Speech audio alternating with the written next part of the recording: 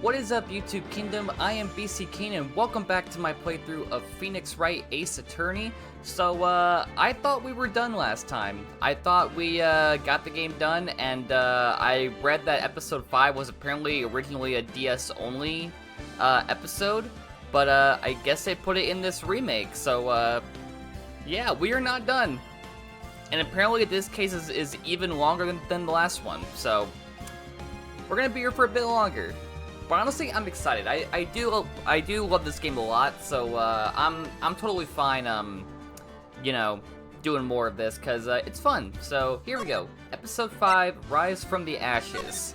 Let's do it. Alright. Okay, we got a city.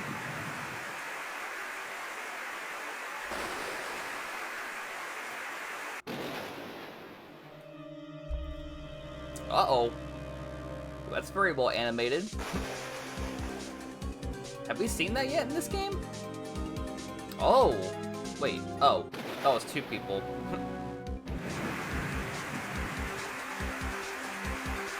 I do, again, kind of wish there was more than just murder cases. I get that they're the most common thing to do court cases on, but still. Oh, it's a lady. Okay. I was gonna say we have our first lady killer, but we had one in the Steel Samurai, so... It's been 2 months since Maya left the office. 2 months without a single trial. I've had offers, but none I took. That is, until the day that girl showed up. Alright.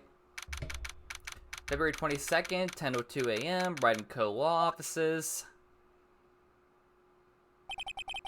Why do I come here to the office every day? It's not like I want to work. There you are, finally! Where have you been? Oh, you look cute. She looks like Maya if she looked more less like a spirit medium. My sister's trial is tomorrow. Who are you? It doesn't matter who I am. It only matters who you are. The famous defense attorney Mia Fey.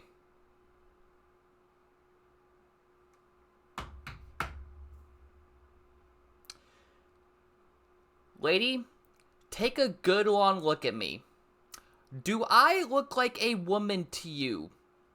Do you see any bahoobies within my suit? I don't think so. I am not Mia Fey. I am Phoenix motherfucking Wright. Okay?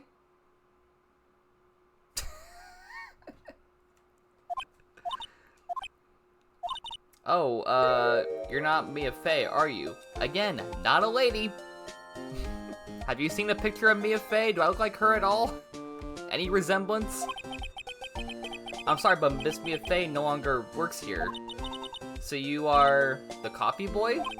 I'm Phoenix Wright, a defense attorney. Right. Wait, you're the Phoenix Wright?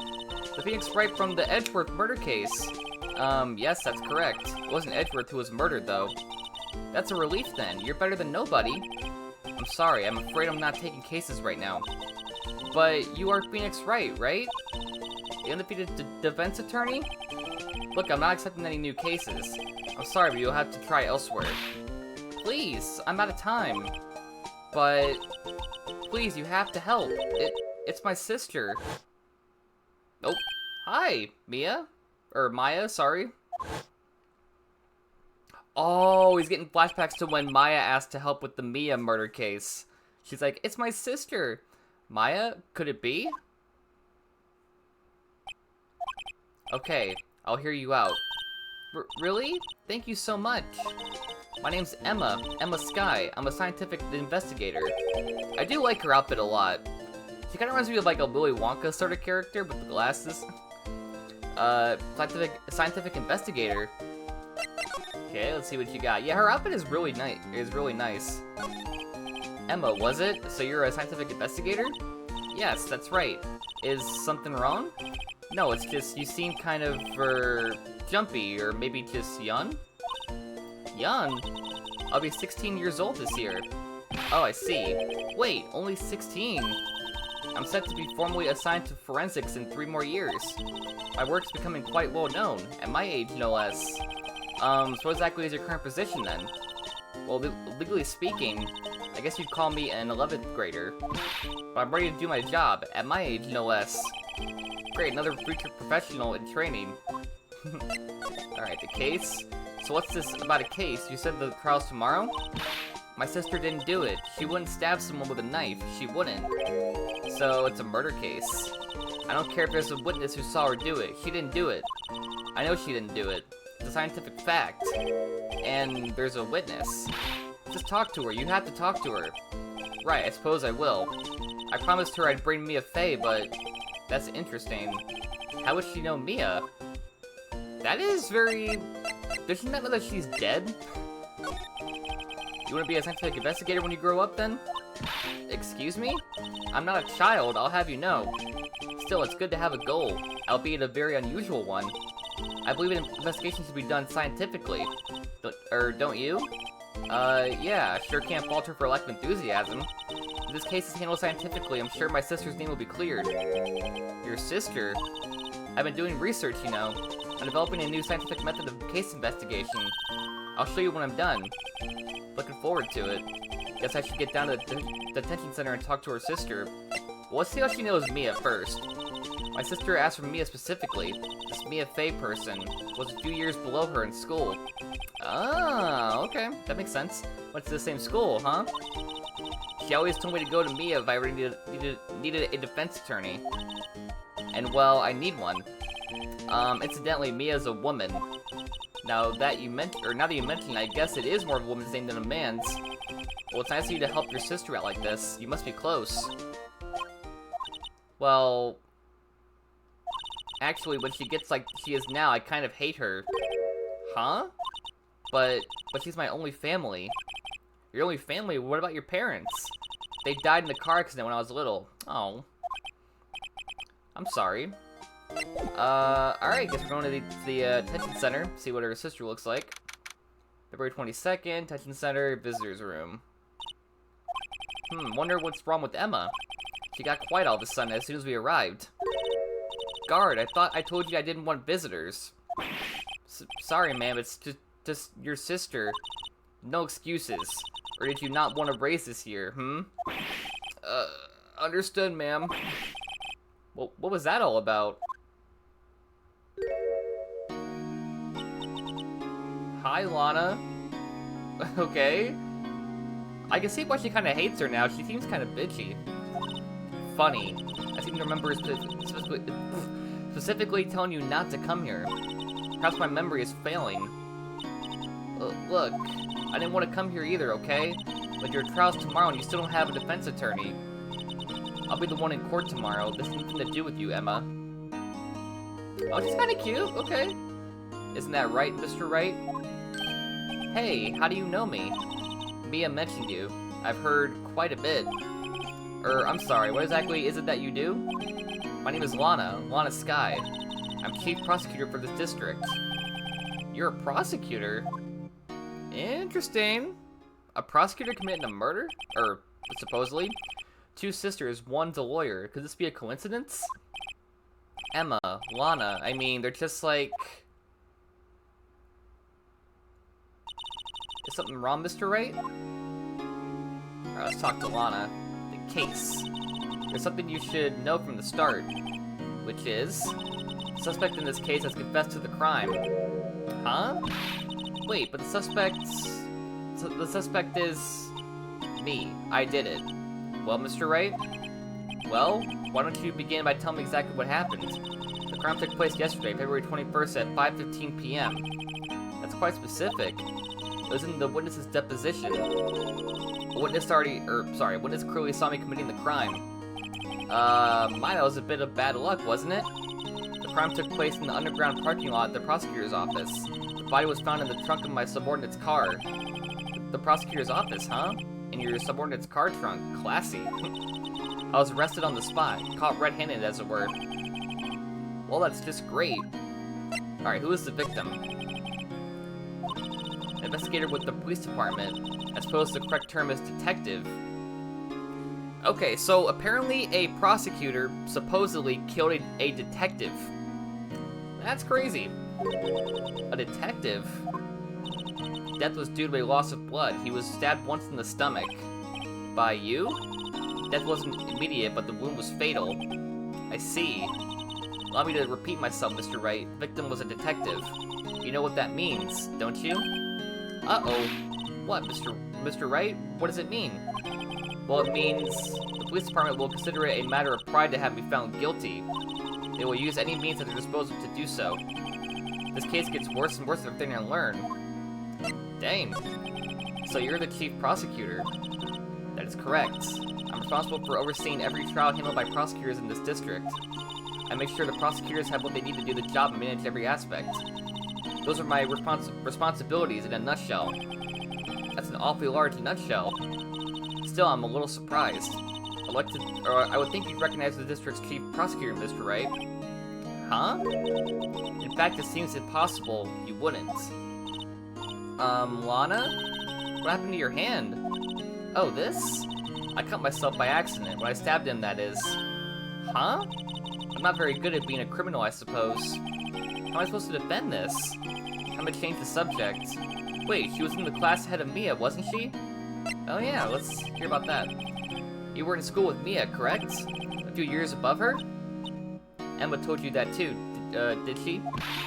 Well, why not? I did drag him all the way here from his office. Although it seems he has very little in common with Mia. Hey! It was in law school. I was in my 3rd year and she was auditing the class. She was different than the other students. Different?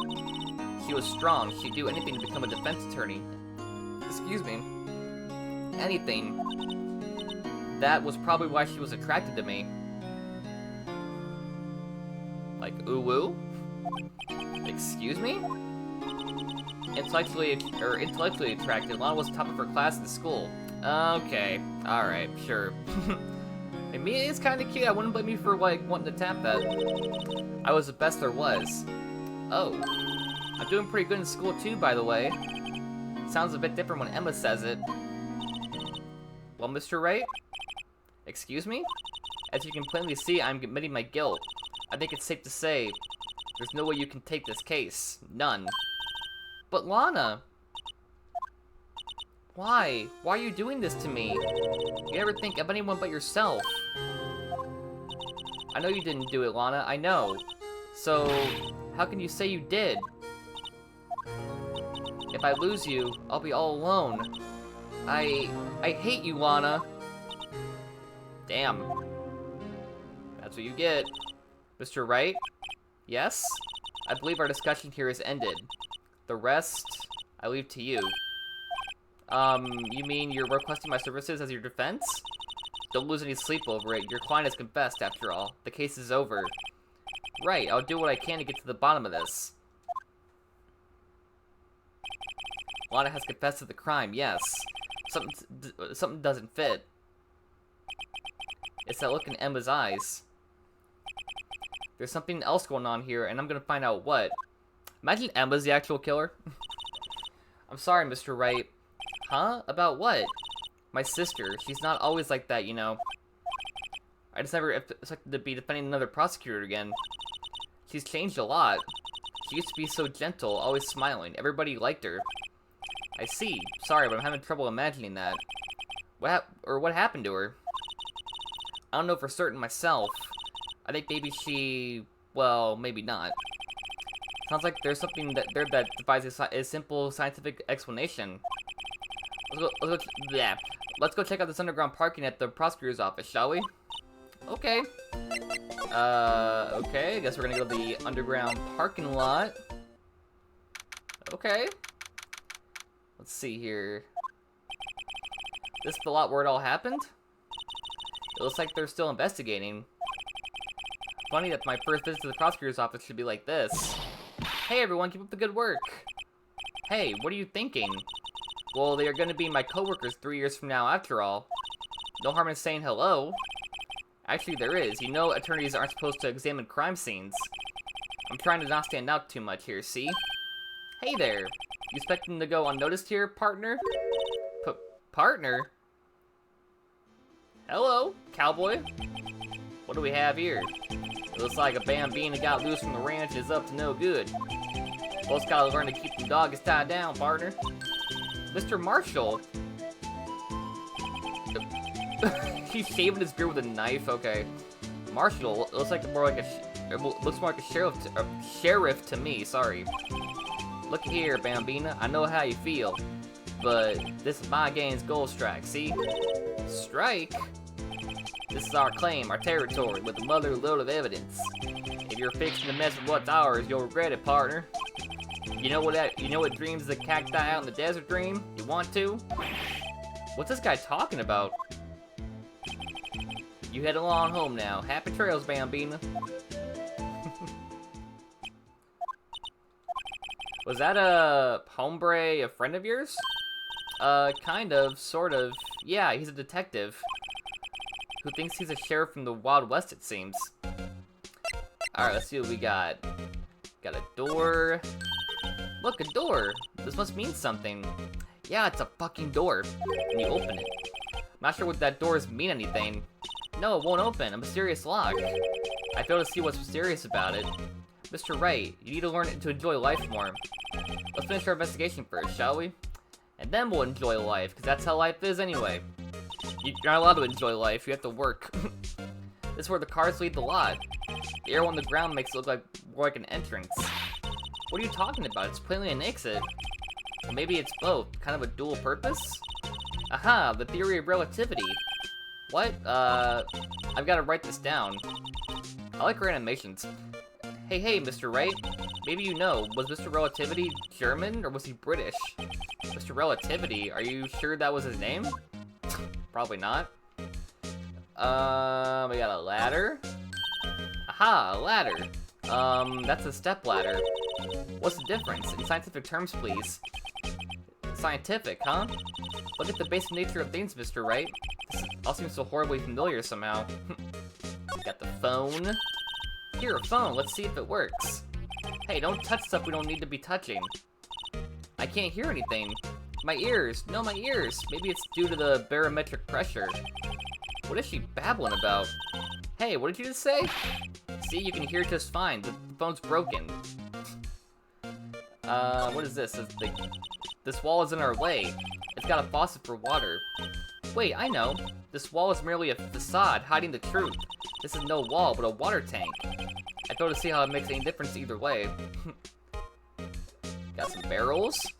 Or, sorry, oil drum. Filled with water. It's heavy. I can't even budge it. The drum over here is on its side. Wait, I know. I'll hide in here and do a stakeout. I think you'll probably just get arrested. In fact, you may not even have to hide in the drum to get arrested. What? I'm not suspicious. Yet. Alright, what's this wallet on the ground? What's this, a wallet? Excuse me, officer. Wait, what are you doing, Mr. Wright? What am I doing? I just found this wallet, so I'm handing it over to the police. I don't believe it. This is real basic. Anything at a crime scene is evidence.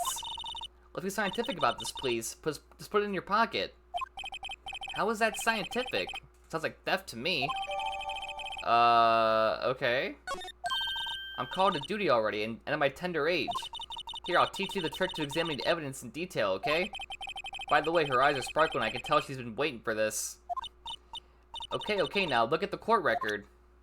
Okay. I already know how to do this. What are you doing? You have to be sure to examine evidence carefully on all sides. Now let's start examining from every angle. Oh, yeah, I forgot. Again, this was made for DS originally. Oh, this is cool. They, like, mapped the touch controls to the stick this time. Oh, this is cool. Why can't this be in the other episodes? This is awesome. Oh, look, I think there might be a clue here. You should check it out with a press of the A button. Okay. Who's this? This is an ID card. Sergeant Bruce Goodman, ID number 5842189. See? Well, isn't scientific investigation useful? I guess, though I don't see what science has to do with it. Alright, Goodman's ID card. That is pretty cool, though. I'm actually excited now. I'm glad they mapped the touch controls to the stick. Let's be sure to examine every piece of evidence that we find. I guess we gotta be on my toes from now on. Okay. I think we're done here? Maybe? Oh, wait, there's more. Hold on. Hey, here we go. Okay. Got a car. No time to waste. Let's get hunting for clues. I wonder what this is. Well, partner, looks like you got no intention of going home quietly. The sheriff. Like I said before, this here is our claim. You best be moseying along, unless you're fixing to bite the bullet. God, scary. You just tell us one thing, who owns that car? Well, well, little Philly's got a good nose on her. You wanna know who rides that red Mustang with the body in her saddle, eh? Please. No problem, partner. About time for Beatles anyway. Get yourself on the saloon to the saloon up on the 12th floor of the prospector's office. I just find you a cerveza, did I say it right? Cerveza that you like. Prospector's office? Where does this guy think he is, and when for that matter? Note to self, look up Biddle's Saloon Cerveza. Google search. Maybe we should check out room 1202, the High Prosecutor's office. In any case, stay away from the car. You can look around here all you like, just keep your paws off our claim. Right, great. Great, maybe there are some clues around here, Mr. Wright. Let's check it out. Excuse me? Were you two all set? Us? Hello, cutie. What's this? She couldn't be... You're selling lunches? Here? This is a crime scene. I'm gonna guess that she killed the victim. We know it was a woman, right? Hello, half and half, was it? Oh, thanks. And you, sir? Yes? Some crunchy goodness coming at you. Thanks. Interesting way of doing business. This area is off limits to anyone without clearance, especially passersby. Or are you officers? No, but you don't exactly look like the type to have clearance. Well, that's probably a way to greet someone, even if my days as the cough-up queen are over. Cough-up? Huh? You know, I'm feeling kind of full. Maybe I'll pass on lunch. I'm quite connected to this case, you see. The images are burned into my eyes, you might say. Yes, all the sordid secrets. Secrets? Dear me, you are a slow one, aren't you? I'm referring to the murder, the stabbing of that detective. What? A witness clearly... Oh, she's the witness, okay. I'm gonna guess she... Again, I'm getting the feeling about her. She might be the real murderer. You mean you're the witness my sister was talking about? Please, cop-up queen, tell us what happened. The name is Angel Star. Don't you go forgetting it. Or before you know it, I'll have you whippering at my heels. Yes, ma'am. Yipes, she means it. Alright, what do you know, lady? Somehow I knew. Yesterday was a day of destiny. I knew something was gonna happen. Just like I know that the daily special on Friday every week is salmon. Destiny? Was yesterday's special for some reason? You're a defense attorney, right? You should know then. You should know the foul misdeeds of the evil ones who haunt this den of inequity. Evil ones? Prosecutors. They have no qualms at all about blackening the name of innocence. Yesterday they paid homage to the most evil one of all. They gave me an award for King of Prosecutors. Or, yeah, what a farce. So she's saying there was some sort of prosecutors' convention yesterday? I was almost compelled to lace their lunches with something foul. Do you have a personal grievance against prosecutors or something? Or is there some kind of scientific evidence of this, evil? Young miss, mock me at your own risk. You'll soon find out why they call me the cop-up queen. You're gonna cough in my face or something? Ew! The most heinous of all the evil ones, the one they awarded yesterday. It was in his car that they found the body. Proof that he devours the evilest lunches of all. Really? Really what? I'm totally confused. One thing's clear, this lunch lady has a thing against prosecutors. That makes it seem like you kill- Okay, wait, hold on. So what exactly was it that you witnessed, Miss Star? It was a fascinating spectacle, to be sure. I now feel I know what they say when they talk about a woman's wrath. To see Lana Sky wield that knife so... Her knife flashed in anger, bringing him to a sad end. It was truly a sight to see. You mean you saw the very moment of the crime? The sound of his silvery ties to this world being cruelly cut still rings in my ears, and the rhythmic beat of Lana Sky's knife. Wait a second, you know Lana Sky? Of course. It's quite a feat becoming chief prosecutor. How many lunchboxes of sin did she pack to make that journey, I wonder? She always travels light. Now why would this pretty lunch lady know the chief prosecutor's name? Maybe because she did it? Can we ask you a bit about yourself, Miss Star? I come here every day to sell lunches. I import only the freshest and best from the Far East. For some reason, the box lunches are a hit here. Why not make the lunches here rather than import them? Did you say something? No.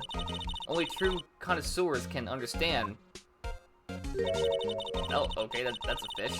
The kind you can only tell someone who has tried General Tso's trilobite lunch set. Ah, never mind, you win. I don't even want to appreciate a part of a trilobite's favor. Anyway, I come here every day to sell lunches. My boyfriend works in the security room here at the prosecutor's office. Your boyfriend? See the security room over there? The glass-walled booth?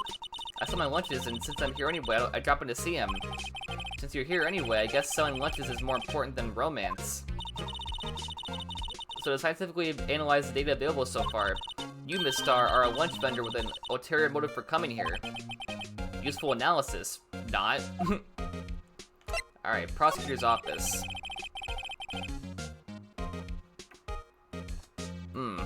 Alright. Did you have a bad experience with a prosecutor, Miss Star? I sense some hostility. Hostility? Ha, perhaps. Prosecutors are all alike, and the bigger they get, the worse they smell. Kinda like 10-day-old clams in the chowder. I wonder if Miss Star was involved in some sort of legal trouble in the past. That'd be a motive for her possibly killing that detective. This seems kind of similar to, the last case, right? With, Von Karma? Because he killed, Edgeworth's dad for, ruining his perfect record, right? So, this seems kind of similar. If she had a bad experience with this detective person in the past, then she might have gotten her revenge by trying to frame, Lana Sky. That'd be a sure cause of food poisoning, scientifically speaking, of course. I mean, now you're talking Cough-Up Queen. I thought she was just a lunch vendor, but now I'm not so sure. Alright, let's see if we can, okay. We present her with something? About this card. Lunchland vendors only accept cash, no cards. Especially not a card belonging to someone else. No, this isn't a credit card, it's an ID card. It belongs to a detective. And you're showing this to me, the lunch lady, why? That's like showing a fine honeyed ham to a detective. Why do I always feel like I'm being mocked? I thought this might be her boyfriend or something, or she would know who this guy is, but I guess not. Alright, hi, prosecutor's office. Ooh, Steel Samurai in the background. Love that. Also, wait, why does that coat on the left look like Edgeworth's? Do you guys notice that? What is that K trophy on the little chair there? This is the kind of room that just screams, I can do the job. Quite a change from your office, really. Thanks. Look, there's a trophy or something here. A trophy? What, that shield? It takes real nerve to display stuff like this. Whoever's office this is, they must be a real stuck-up jerk. Phoenix Wright. Never tire of prying into other people's business, do you? That voice. Edgeworth! Wait, is he the High Prosecutor? Long time no see, Edgeworth. Huh? Ah! Mr. Edgeworth! You know him from somewhere? Of course, I'm his biggest fan. My sister introduced us once and... Right, her sister is chief prosecutor after all. Well, what brings you here? I'll warn you, I've been known to be a real stuck-up jerk. No, No.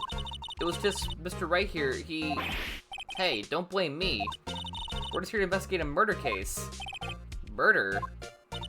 A body was found in this nasty bright red sports car in the parking lot. That would be... my car. What of it? Your car? I'll say one thing, she certainly can scream. Huh. Is someone trying to frame Edgeworth again? So the body was found in your car? Go ahead, say it right. You think I did it, don't you? After you went through all that trouble to help me last year, no less. No, we don't think you did it. I mean, it was my sister who stabbed him. Wait, no, she didn't do that. I mean... Wait, so you're the chief prosecutor's little sister, then? Yes, sir, Emma Skye. It's nice to meet you again. That didn't sound forced at all. Ah, now I remember, you've really grown. I'll admit, it was a surprise for me, too. To think that my own car would become the scene of a murder. More surprising still, I'm being forced to prove my superior's guilt. I can understand. Wait, what'd you say? Lana Skye is the chief prosecutor, the top prosecutor in the district. She can't prosecute herself, so I'll be the prosecutor at the trial tomorrow. You? Mr. Edgeworth? Wait, so you're gonna be against Lana? Is that what you're saying? To be honest, it's a bit of a miracle I'm still here at all. What do you mean? Rumors. You've heard rumors about me, haven't you? Miles Edgeworth. It's hard to remember a time when there weren't rumors about this guy. 14 evidence, ranging false testimony, illegal searches, you name it. Thanks to you, my innocence was established in the trial at the end of last year. However, there are some who say I'm the one responsible for the current incident. What? That's crazy. Some people need very little excuse to think ill of others. It's a fact of life, impossible to stop. But some of them even go so far as to present me with toys like this. They think it's funny. Toys? That bronze shield? There's gotta be a story behind that one. Alright, Lana Skye. Chief Prosecutor Skye? Yes, we first worked together on a case 2 years ago. It was my first big case. That's right, I remember. 2 years ago, I wasn't even a lawyer yet. Since then, I always felt that she was looking out for me. It appears I was mistaken. Mistaken? Why? I mean, I know she's not the warmest person, but I'm sure she felt some responsibility for you. Then why? Why did she stab someone in the trunk of my car? Not only that, she stabbed him with my knife. Or with my knife. What? What? Mr. Edgeworth, your knife was the murder weapon? Be specific, it was the knife I keep in the toolbox in the trunk of my car. Huh. This is already getting interesting. I don't think I mean, he didn't do it, obviously. I mean, we're not gonna go through this we're not gonna go through the whole thing of him being guilty again. I don't think he did it. Edgeworth? What? Are you sure you didn't do it? Come on, can you take a joke? You have a strange sense of humor, Mr. Wright. Alright, should we present him with this? Say, Edgeworth, I was wondering about this. Mr. Wright! Huh? What? Are you sure you should be showing that to Mr. Edgeworth? Oh, he'll take it for sure, won't he? I wish I could be on the same side as Mr. Edgeworth. Then my sister would be found guilty. If she sighs any deeper, I'm gonna start getting depressed. I'm depressed. I know about that. Oh, okay. Sorry, my bad. My bad. I guess we're gonna get out of here now? Let's see. Do you want me to give you this?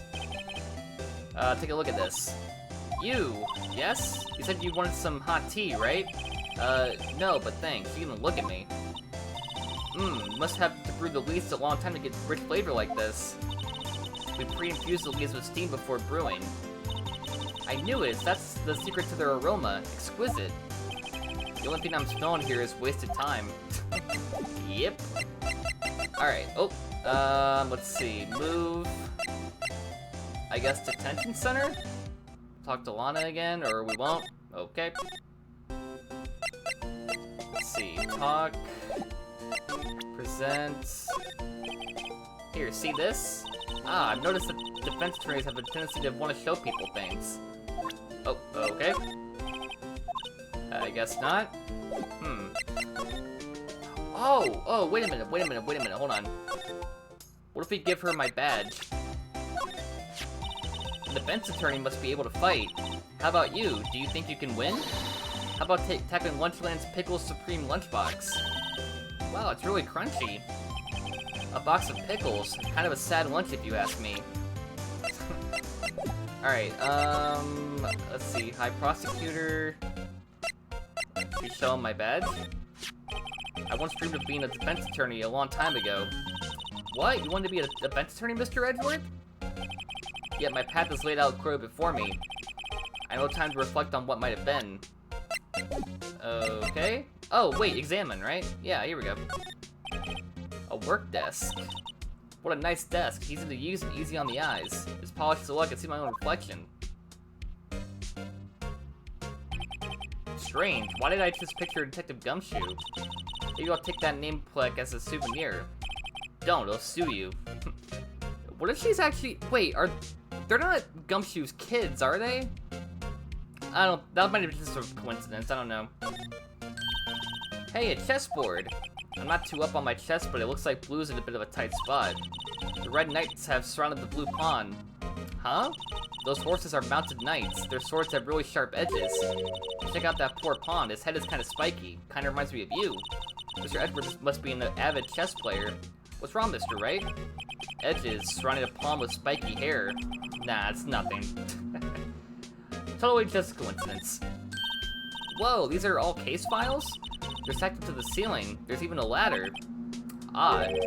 I thought Edward wasn't good with heights. You must have someone get them for him. Gumshoe again. Okay. Is this supposed to be like a connection here that I'm missing or something? You must study these case reports so closely. He's so cool. You wouldn't say that if you saw him sweating bullets up on that ladder. Tea set. Pip pip Chelio. Oh, cute. What a pretty tea set. I go more for the instant tea bags myself. Amazing. The drawer below is filled with packets of tea leaves. They're all sorted by place of origin and flavor. Look at this royal blend. What an exquisitely splendid concoction. There's such a thing as taking a hobby too far. Alright, got a window. What a view. Must be nice to have an office on the 12th floor. I guess you would feel important. Incidentally, were you to jump out this window, the time until impact... Okay, no, we're not talking about that. Nope, that's a bit too deep. Nope. Shut your mouth. My, what an amazing bouquet. Just right from Mr. Edgeworth. No kidding. Hey, there's a card on it. Back from the dead, Wendy. Wendy? I've heard that name somewhere before. And beside it, a giant steel samurai. Wow, I want one. Huh? There's something written on the bottom of his foot. Between a rock and a hard place. Wendy. Who the fuck is Wendy? Is she Mr. Edward's fiance? No. Shut up. No, there's no way. No way we're gonna ship Edgeworth and freaking Old Bag from the Steel Samurai case. Alright, let's see. Let's examine this little coat here. Wow, his jacket is even lacier than his usual ones. This must be his lucky trial jacket. Lucky jacket, right. Never seen him wear it. I'm sure there's a story behind why it's in a frame.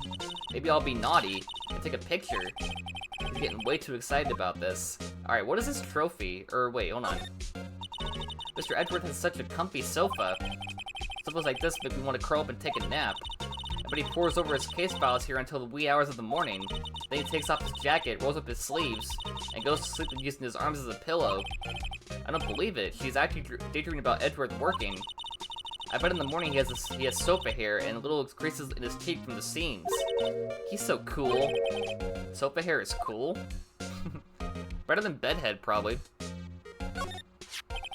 I've been wondering, what the heck is this? It has a big K on it. Prosecutors. Huh? What's that? It's the King of Prosecutors trophy. Kick. Okay, that first line is kind of out of context. I'm not gonna repeat that. King of Prosecutors? It's a great honor. They send that shield to the best prosecutor each year. What? So? So that K, that's... K stands for king? Yeah, because I'm a king. Yeah, you got a problem with that? I didn't design the thing. King of Prosecutors, kind of like Employee of the Month, only better. Oh, we got the trophy? Okay. I guess... Alright. So that's the King of Prosecutors shield, huh? Well done, Edward. You must be proud to be the King of Prosecutors.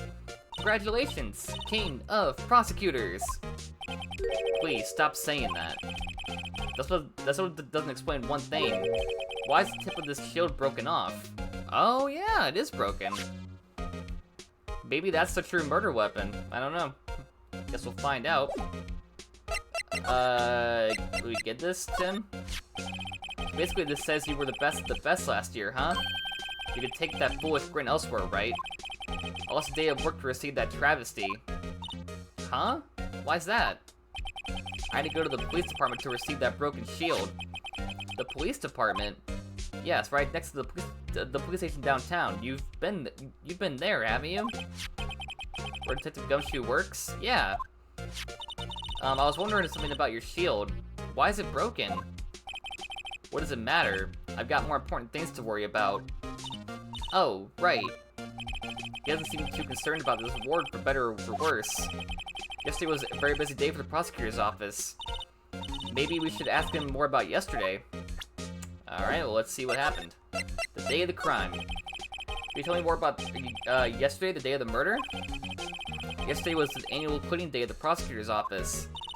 Cleaning day? I hate cleaning day so much. Working with the police department, we sort and file all evidence for solved cases. We call it evidence transferal. Hold on, sorry. Wiping your hands of old cases, in other words. Oh, another thing. A ceremony was held at the police department. There's an annual review and awards for outstanding police officers and prosecutors.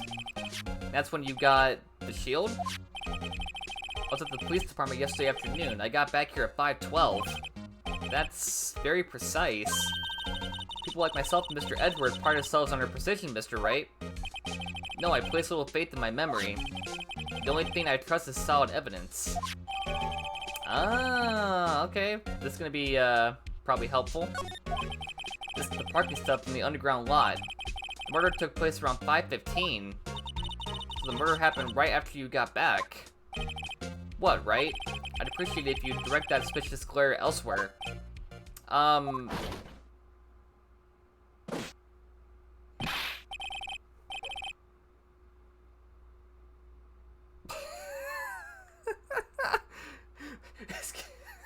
sorry. Excuse me, but is Mr. Edgeworth, anywhere on the premises? I'm Edgeworth. What is it? I'm here, sir, at the request of the chief, sir. I've got your report, sir. Report? What, did you find new evidence in the case against Chief Prosecutor Sky? I don't like the way this conversation is going at all. Sky, sir? No, sir. Don't even that kind, sir. Not in this report, sir. I think I just heard Edgeworth's lid blow. Mr. Edgeworth's lid isn't on very tight, is it? I made a clear request to the police department, did I not? I need to focus on the trial tomorrow, so don't bring me anything unrelated. Sir, but sir! I'm just following orders, sir. They told me to bring this to you. Wasn't aware of the particulars of your arrangement with... Oh, okay. Give me your name. Yes, sir. Meekins, sir. Officer Meekins. Right, Officer Meekins? Take your report and leave. And good luck with that raise next month. But, sir, I didn't know.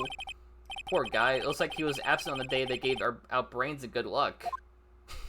That's mean. Right. Yes, sir? Guy, he's caught me off guard. As you can see, I'm busy. You may leave now. Let's do what he says, Mr. Wright. The victim was a detective from the same department as that patrolman just now. Go down to the police department. You can ask more there. Thanks. Seems to have finally calmed down at least. Do we... Alright, well, bye.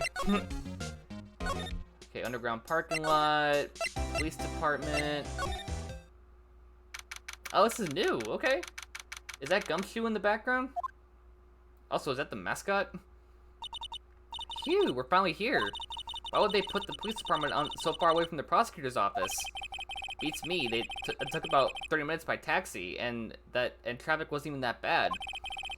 The police department, huh? I've only ever been to criminal affairs next door. Hmm? Hold on, what's that? That's something. Oh my god.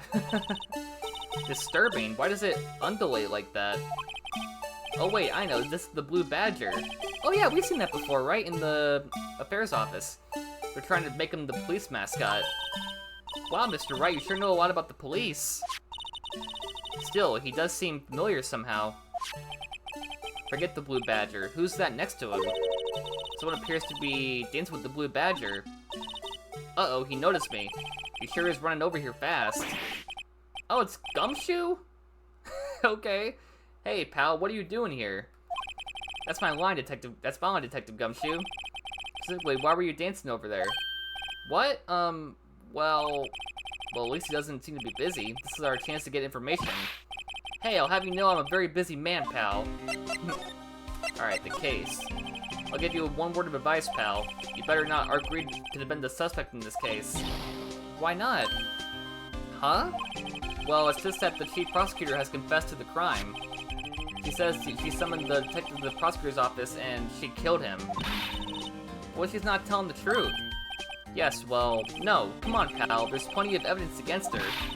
But what if the evidence was faked? Hey, pal, can I speak to you for a second? Huh? Me? Why is this little girl so peeved at me? She's a relative of the suspect. She's Honest Guy's sister. Whoa, the chief prosecutor's little sister. Just please investigate this case carefully, okay? Scientifically. Yes, sir. Oh, by the way, you might want to keep your voices down. You don't want to be overheard using words like faked. Huh? It's a sensitive issue with us these days. Investigation. So, what are you doing here, Detective Gumshoe?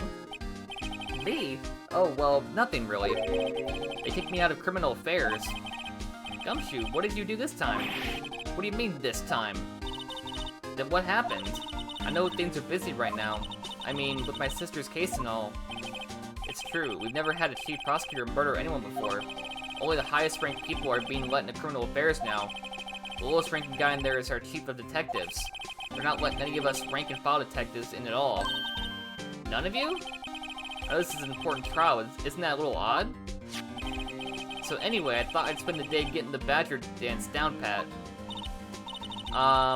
Isn't there anything else you could be doing? The chief of police himself is directing this investigation, pal. And Officer Marshall was assigned to the underground parking lot. Officer Marshall? Now that I think about it, Emma did seem to know that Marshall guy. A patrolman in charge of a crime scene. It's unheard of, pal. Let's examine real quick. Got the doors. Detectives in there look pretty busy. Just imagine, right now, behind those doors, a police drama in action. Somehow, the thought fails to excite me. Blue Badger. I was wondering about that. What, the dancing Blue Badger? It's my masterpiece. You made this, Gumshoe? The chief threw together some designs and I just did my thing, pal. Nice work. It's battery powered, so it can go anywhere. There's no switch, so it just dances until the batteries die. Poor Blue Badger, fated to dance until he drops. Oh, okay, I guess we're gonna use this. Okay. The usual wanted posters are hanging up on the bulletin board here. Do you know this face? If you do, dial 911. You know, Mr. Wright, I've always thought it was kind of funny. Never seen anyone who looked like the people in these posters. They hardly even look human. She has a point. Okay. Got the police sign up there. I always get excited when I come to a police station. Why is that? It just feels like I've jumped into a movie. Huh? You know, with all the police and criminals, Well, I don't know if this is all that exciting.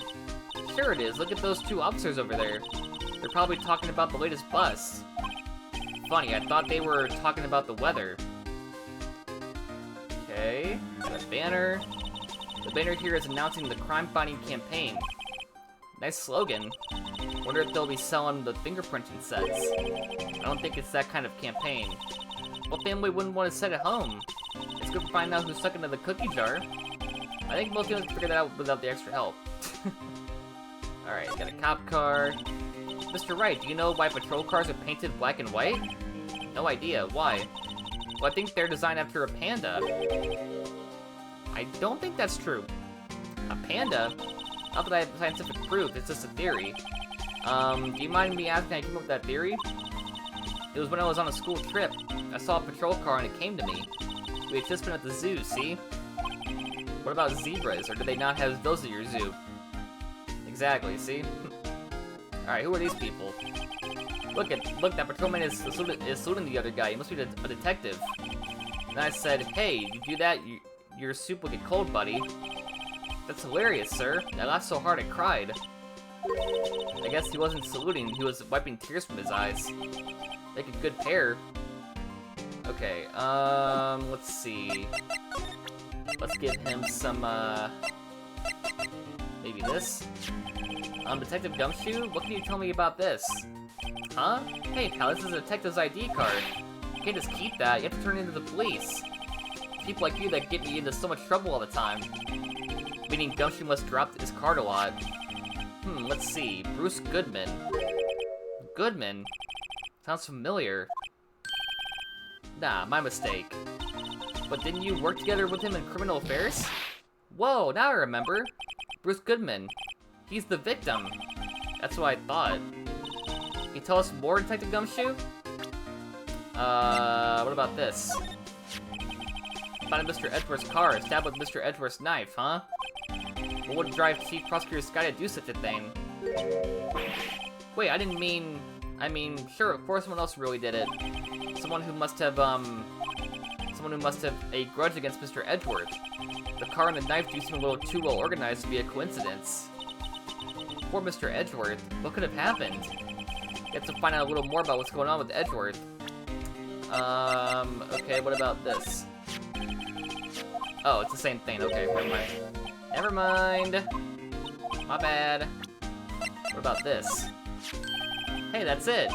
That's the King of Prosecutors Award that Mr. Edgeworth got yesterday. Were you at the award ceremony, Gumshoe? Of course, pal, I got an award for diligence myself. Ah, congratulations. I was wondering, why is the award a shield? And why is it broken? Oh, there's a reason. I'll tell you what it is later. Apparently he's forgotten. But I was proud of Mr. Edgeworth for winning that award, even with all the naysayers in the prosecutor's office. Naysayers? Must be because of the rumors. Okay. Oh, okay, my bad. My bad.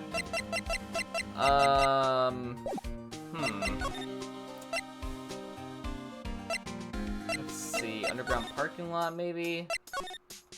High prosecutor's office? Nope, okay.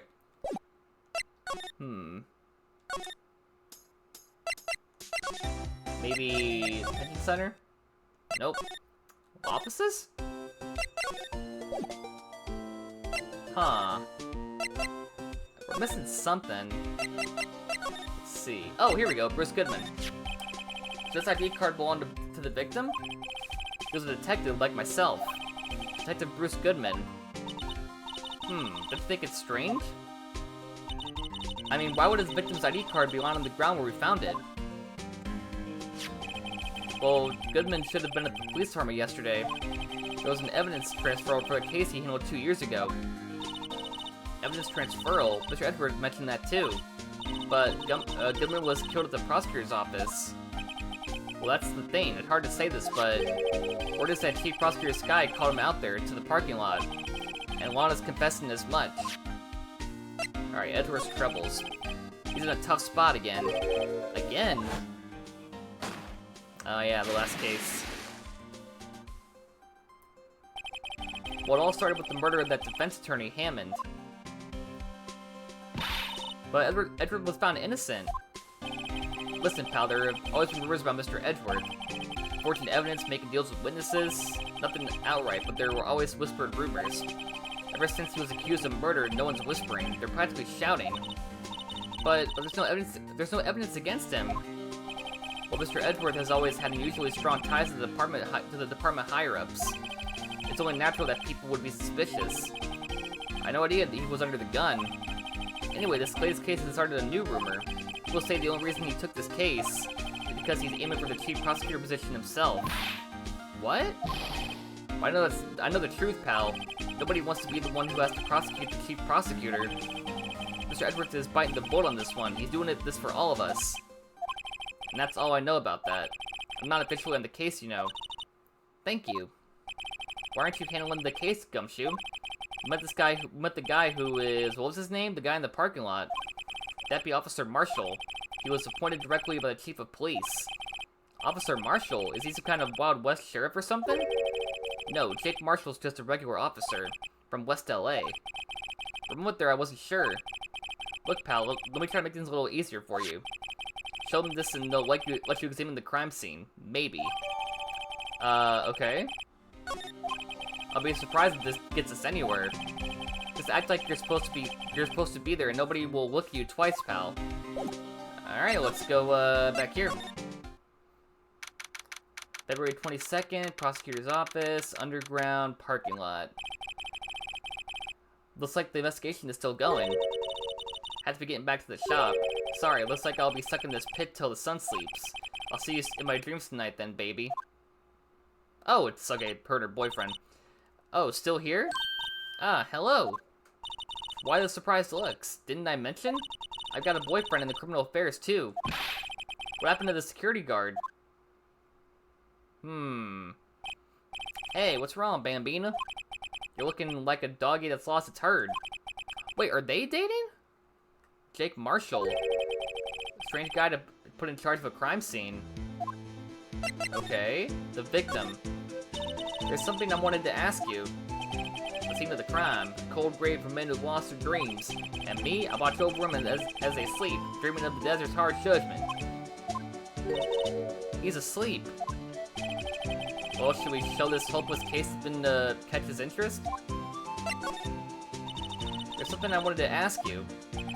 Scene of the crime, a cold grave for men who... Oh, same thing. Okay, let's show him, well, we gotta show him this, but, like, what if he has reactions to this stuff? Oh. Okay, never mind. Let's show him this. Would you mind reading this for me? What's this? I warned you, fan letters to me go right into the spittoon.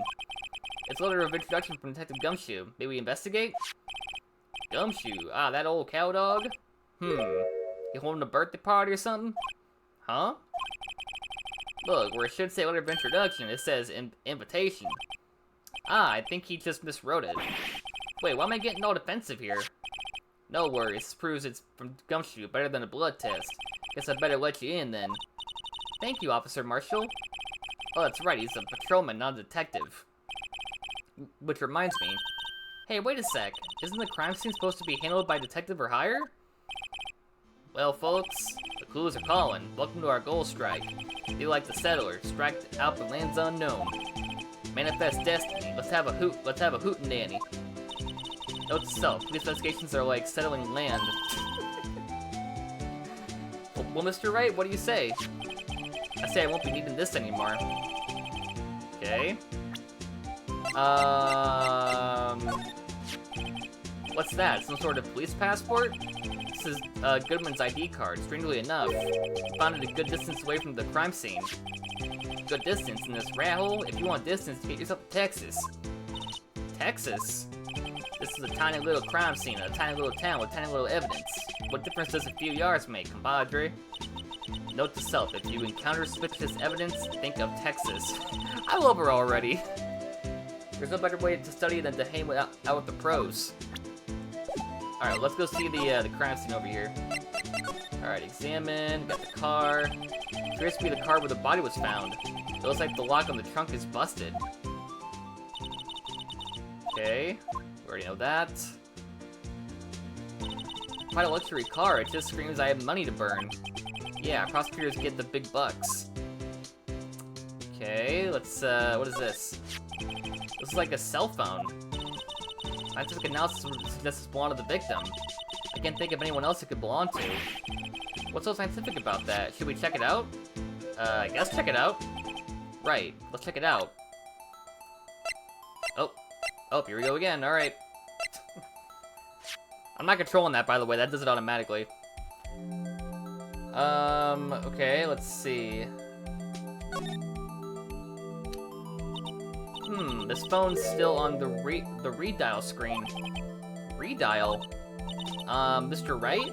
Most phones keep a record of all the calls you made and received. You just press the blue button to display the last number you called. Convenient, isn't it? I'm surprised you didn't know about it. Sorry to disappoint you, but even I know about things like redial. Huh? Oh, I'm sorry. It's just you never know with people from your generation. Whatever, let's check this phone out. Alright, so we gotta examine this. Gotta see who the owner of this phone called last. Note to self, but that's where he doesn't think first. He just pushes the button. Beep. Hey, that's Son. I know that. Hey, what's going on over here? Sorry. I see you, partner. You pressed redial on that there phone, didn't you? Well, yeah. Whose phone is this anyway? It was on the ground over there. Whose is it? That belongs to Chief Prospector Sky. What? It's my sister's? She apparently dropped him when she was taken into custody right after the crime. Look, the last call was made right when the murder occurred. It looks like she was fixing to call someone. Except she only spoke for a few seconds, according to this. Who did she call? No idea. Sorry, partner. Now I got a request for you, partner. I heard a phone ring just now, one of those newfangled ringtones. Oh, that? Oh.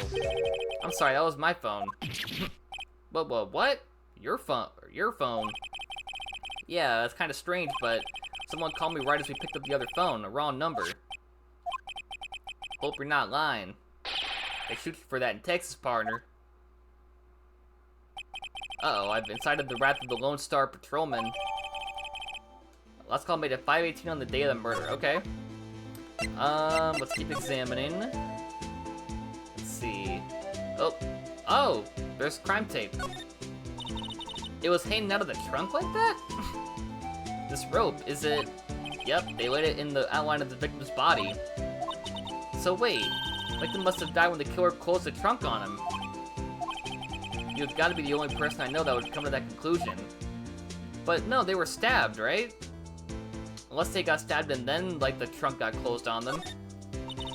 A block. This area is reserved for prosecutors. But the attorneys are relegated to B block. I dream of the day when I will be able to park my car here. I'll go over to the B block to buy my hamburgers from you, Mr. Wright. I'm not planning on giving up my job that soon. Okay.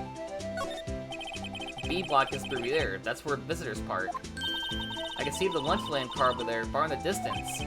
Hey, you're right. I like the cute design of the door. I can see a cartoon cow munching down a juicy-looking steak. Doesn't that strike you as a little creepy? Just don't think too deeply about it and you'll be fine. Alright, I think we're done almost? Oh, hello. What's this? It looks like a note of some sort. Something's written on it. 675 December 2nd. You're right, let's see. 67S December 2nd. There's a name printed on the paper above that. Goodman. Maybe it fell out of his pocket when he was killed. Well, so, what does it mean, Mr. Wright? How am I supposed to know? Note to self, for detective reasoning to go to Edgeworth, not Wright. I'm sure Edgeworth wouldn't know what this means either. 6, 7, I don't know, Okay. I mean, we'll find out once we go to the case, like, what it's supposed to mean. Alright, back to here. I assume we're done now? Oh, here we go. The victim. Officer Marshall, can you tell us more about the victim? Good men always die young, remember that, partner. Would you be a little more specific? Bruce Goodman. He was a detective, right? Well, aren't you a feisty dog there now? Detective Goodman was stabbed here at 5:15. The following Madonna told me the tale. I think he means the witness, Miss Angel Starr. One stabbed to the chest, a fine piece of work. This here is the autopsy report. Oh. Death due to loss of blood, 1 knife wound. That within an hour and a half of 4 p.m. Okay, but how did their body... Okay, well, again, we'll find out once we do the case. I got some questions, but again, we'll do the case and then they'll probably be answered there. Was my sister involved with the victim in any way? Funny you should have mentioned that, Bambino. Chief Prospector Sky and Detective Goodman had nothing in common at all. Nothing in common? They apparently worked together on a case a few years back, so there is no motive. Goodman wasn't a particularly gifted detective. That's one reason why he didn't do much work with the Chief Prospector. But my sister called the victim here on the day of the murder, right? Here, to this parking lot. So it seems, like calling an unarmed man to a shootout at high noon. Alright, Marshall. I don't mean on the offense, but Officer Marshall, you're a patrolman, right? Not a detective. You calling me out? They shoot you for that in Texas. Huh? I was one of them fancy detectives until 2 years ago, to tell the truth. Oh, really? Now he tells me. But you're a patrolman now, so how can you be in charge of a crime scene? Nothing gets by you, does it, Bambino? So why are you in charge? No reason. We're just short on hands right now. I'm keeping an eye out in the meantime. That's odd, though. Gumshoe was saying he had nothing to do... nothing important, at least. He's nothing but a sad old cow dog that can't find his tail. Maybe it's because he runs with that Edgeworth, eh? Edgeworth? That cow dog's been kicked out of this cattle run by order of the chief of police. Just, he don't realize it yet. Don't you kicked out of the investigation? Okay. So there's no connection between Detective Goodman and my sister. That's correct, but there's a gold mine of evidence against her. And the prospector tomorrow is none other than Edgeworth himself. I'm afraid your sister's fate is decided, Bambino. Many condolences. Officer Marshall. Yeah, Bambino? How can you say that? You and my sister, you were... Is there something between this cop and her sister I don't know about? I apologize, Bambino. Something must have gotten to me.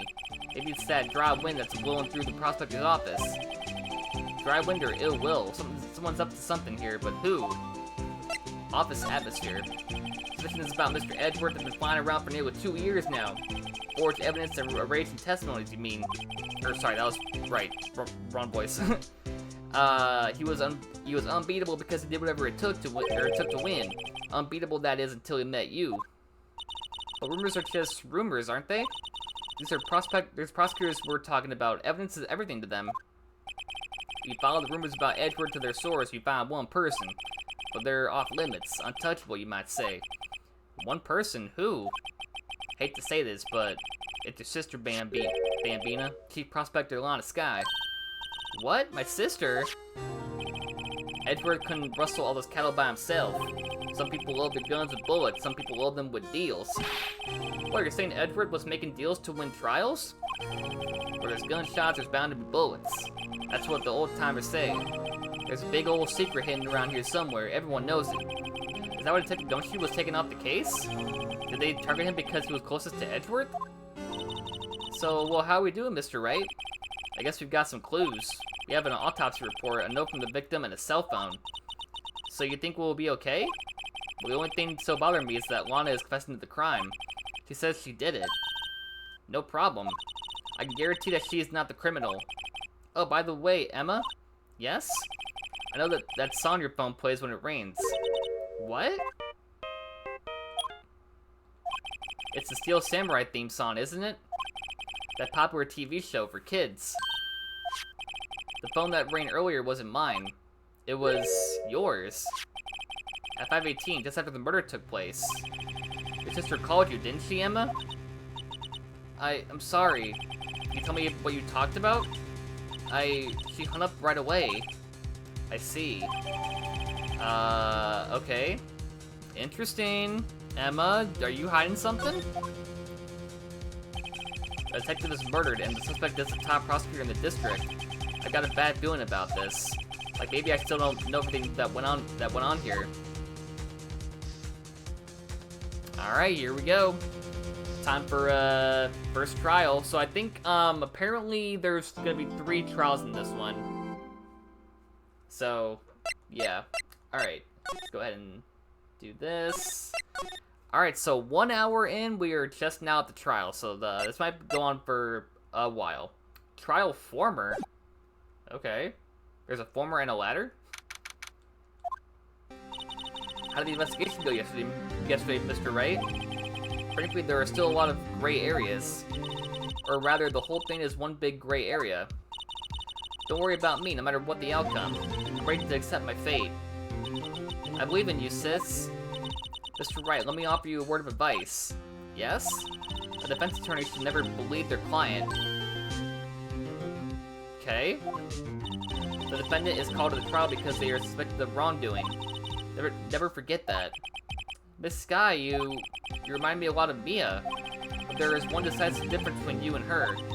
And that is, you're not a defense attorney. I believe it's almost time for the trial. Good luck, Mr. Wright. My first trial without a Fae helping me. No one's going to bail me out this time.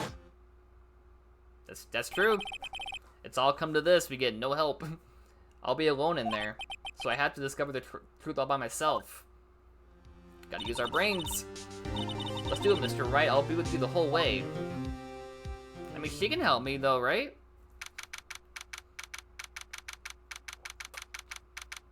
Alright, I love doing these. These are always fun, doing these court cases. There's Edward. Court is now set for the trial of Miss Lana Sky. Defense is ready.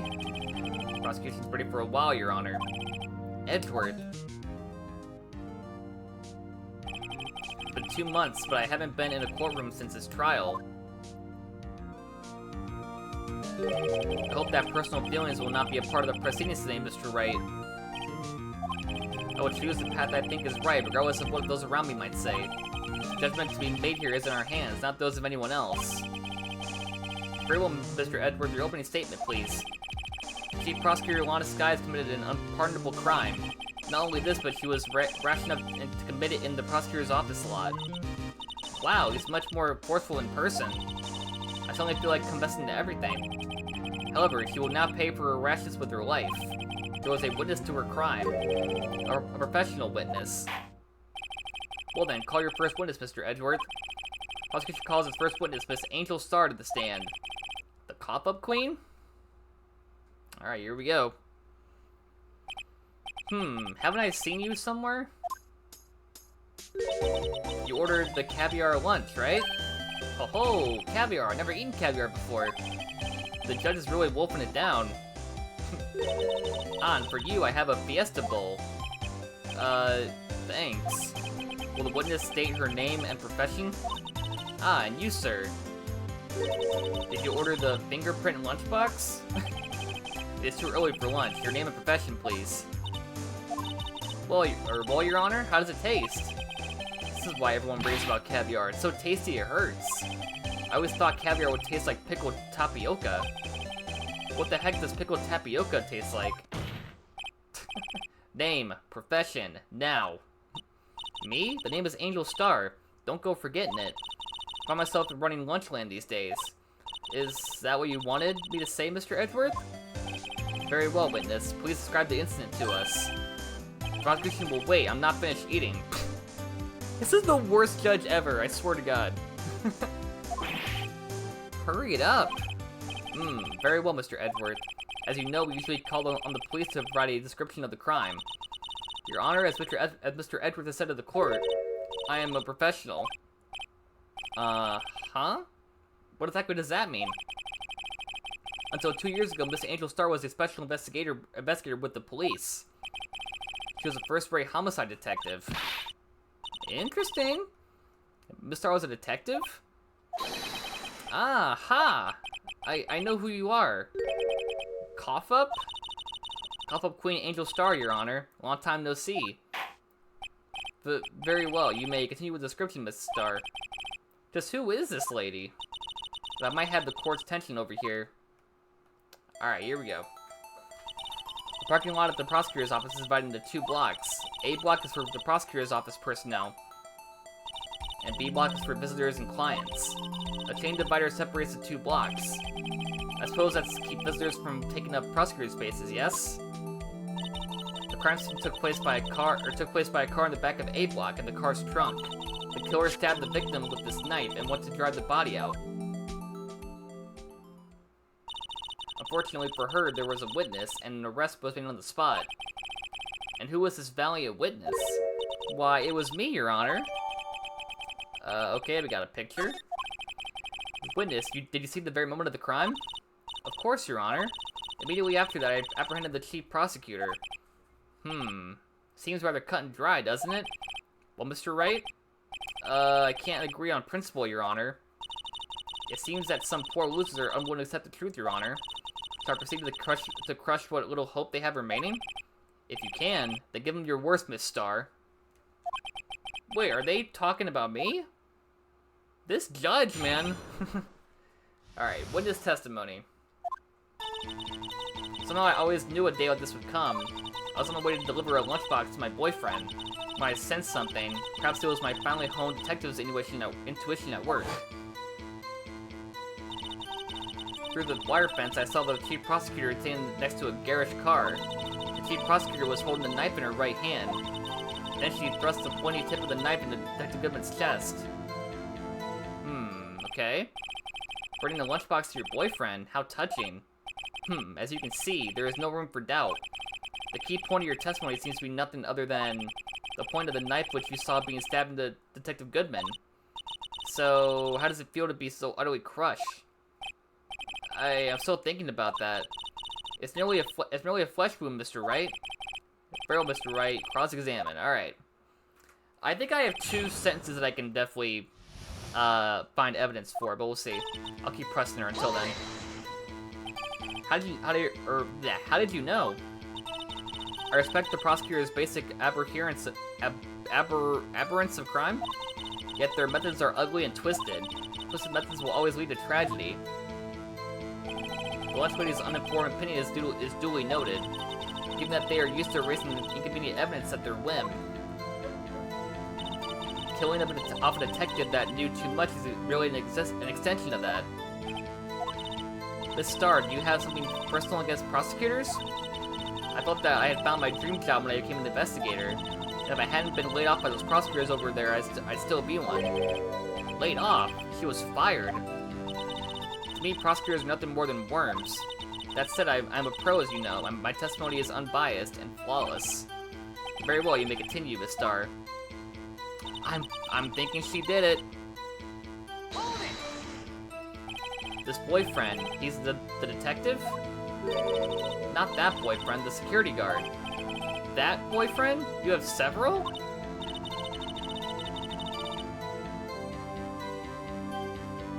This boyfriend, that boyfriend, and the other boyfriend. Oh! Care to join? Yeah, another boyfriend position is still open for applicants. I'll stick with the lunches, thanks. Note to self, the judge had to think before replying. The security guard room is in the lot in A block.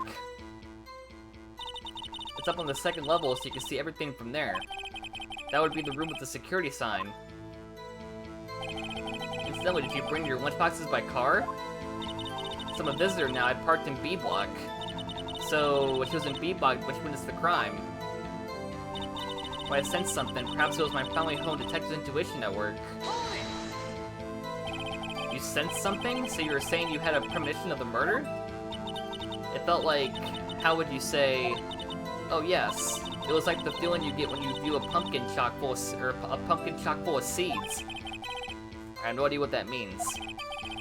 Speaking of a detective's intuition, wasn't the victim Mr. Bruce Goodman also a detective? Yes, well, he was like a young cheese. Young cheese. A pale white cheese, not yet tainted with experience in the streets. A greenhorn. Then I must be hard. Yellowed and sharp as a tack. Yeah, with the odor of an old cheese to match.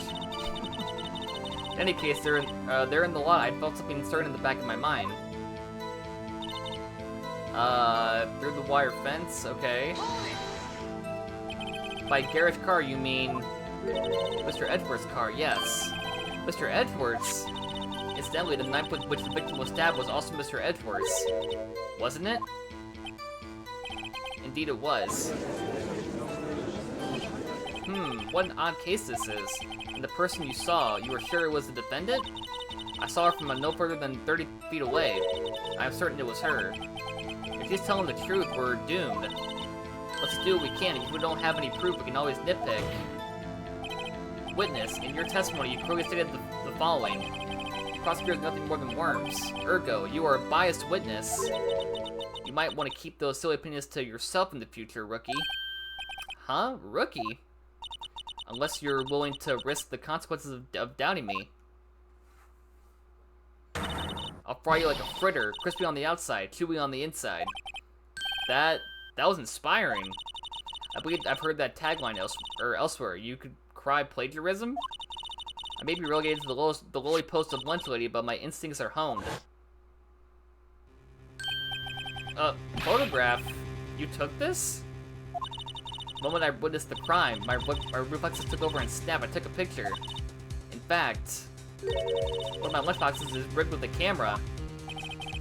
I suppose that's more exciting than just hanging there around your neck. Witness, why am I only seeing this photograph just now? You think I'd show it to you, a prosecutor? Think again. My boyfriend works in the photography division of criminal affairs. Well, this is most certainly the defendant. Okay, so she's wearing the So she's wearing the dude's coat, covered in blood. She's opening the trunk. Uh-oh, that is unmistakably Lady Lana Skye. So what was the defendant doing at the time? Okay. Tell me more about this knife that the suspect was carrying. Well, I'd say the blade was about 4 inches long. Is that right, Mr. Edgeworth? It is your knife, after all. Ahem, yes, that's about right. Prosecutors are by nature well-versed in the location of a man's vital organs. I'm sure it was easier than boiling an egg for my egg salad surprise set. You can't testify as to her ability to kill an egg, I mean a person. Perhaps a chicken salad set would have been a better metaphor? So the defendant was holding the knife. What then? Okay. Tell the court why you didn't try to stop this crime. You did see her raise the knife to strike, no? The defense has a point. Unfortunately, by the time I realized what was going on, it was already too late. Too late? Yes, the next moment, the chief prosecutor brought down the murder weapon. I see. It's only a flesh wound, Mr. Wright. We can make it. You said that before. Anything else? Sorry, excuse me. Scientifically speaking, Miss Star's testimony is flawless. Sounds pretty fatal to me. What do we do? Is this it? Is my sister guilty? Let's just keep our heads cool and press the windows a bit, shall we? For some reason, having her panicking next to me makes me calmer. Don't smile like that. Okay, so let's see what evidence we have. Okay, so the murder weapon, Edward's toolbox, traces of victim's blood, no prints. Okay. And then let's see what else we got. 5:12 p.m. Victim's memo found in the car trunk. And then cell phone. We open this.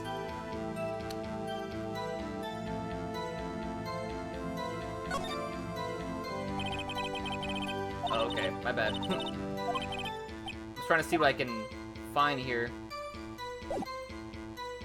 There's gotta be something that she's lying about, right? Wait, hold on. Wait a minute. Okay, no, that doesn't... Wait a minute. Wasn't her... Her right hand was taped, wasn't it?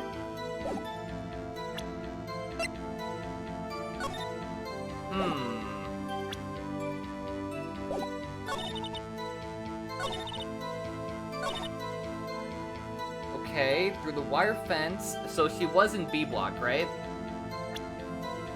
So I go to the map again. She was in B block. How would you go to the security room, though?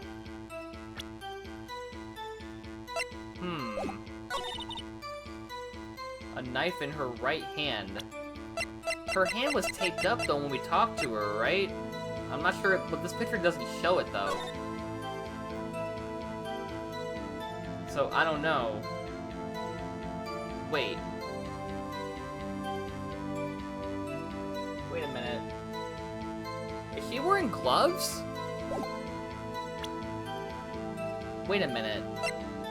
She's wearing gloves.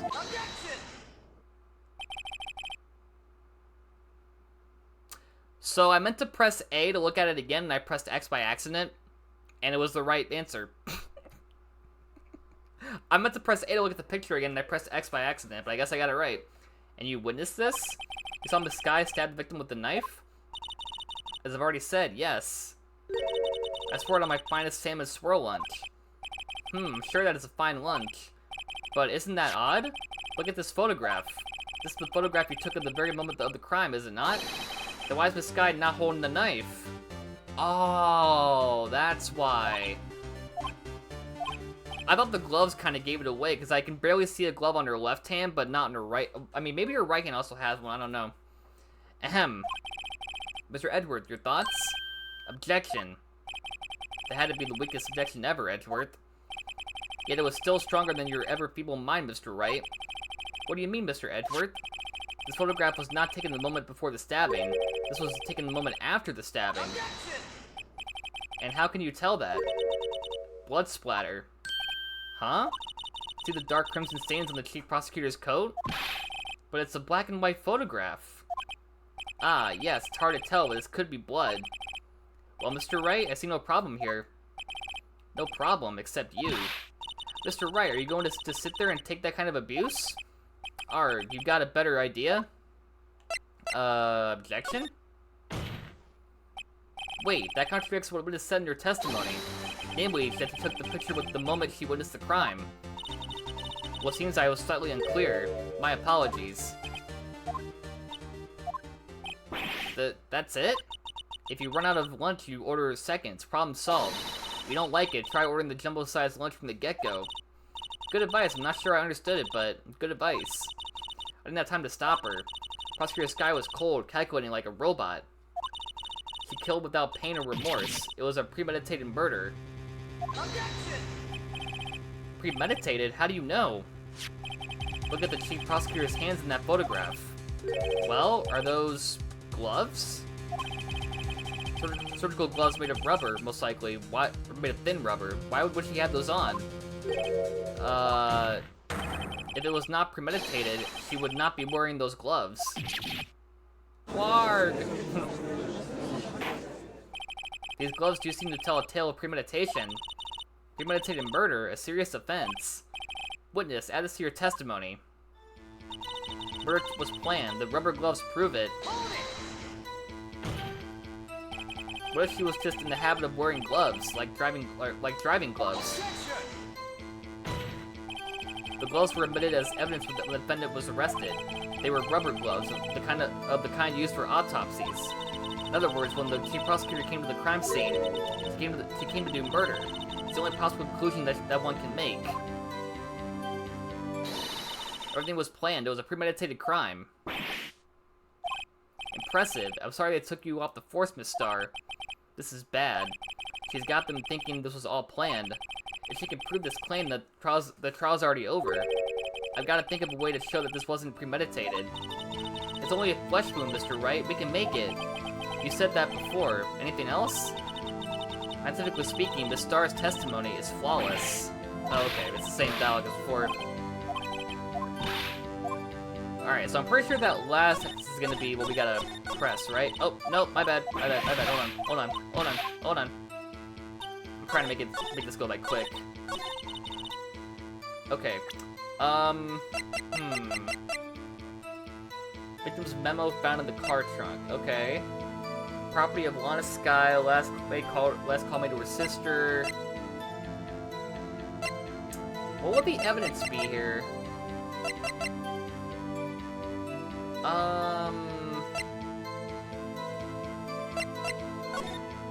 Here, let's see. Okay.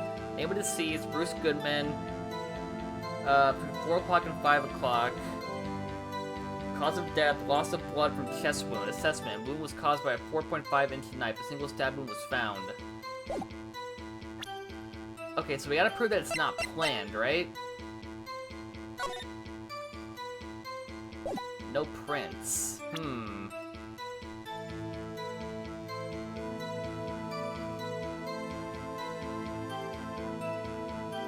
Would this be what we gotta present?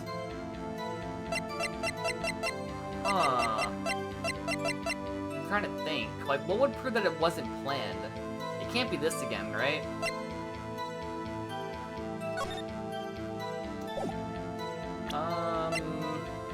Property of Lana Sky, last call made to her sister Emma at 5:18 on the day of the murder. The murder happened at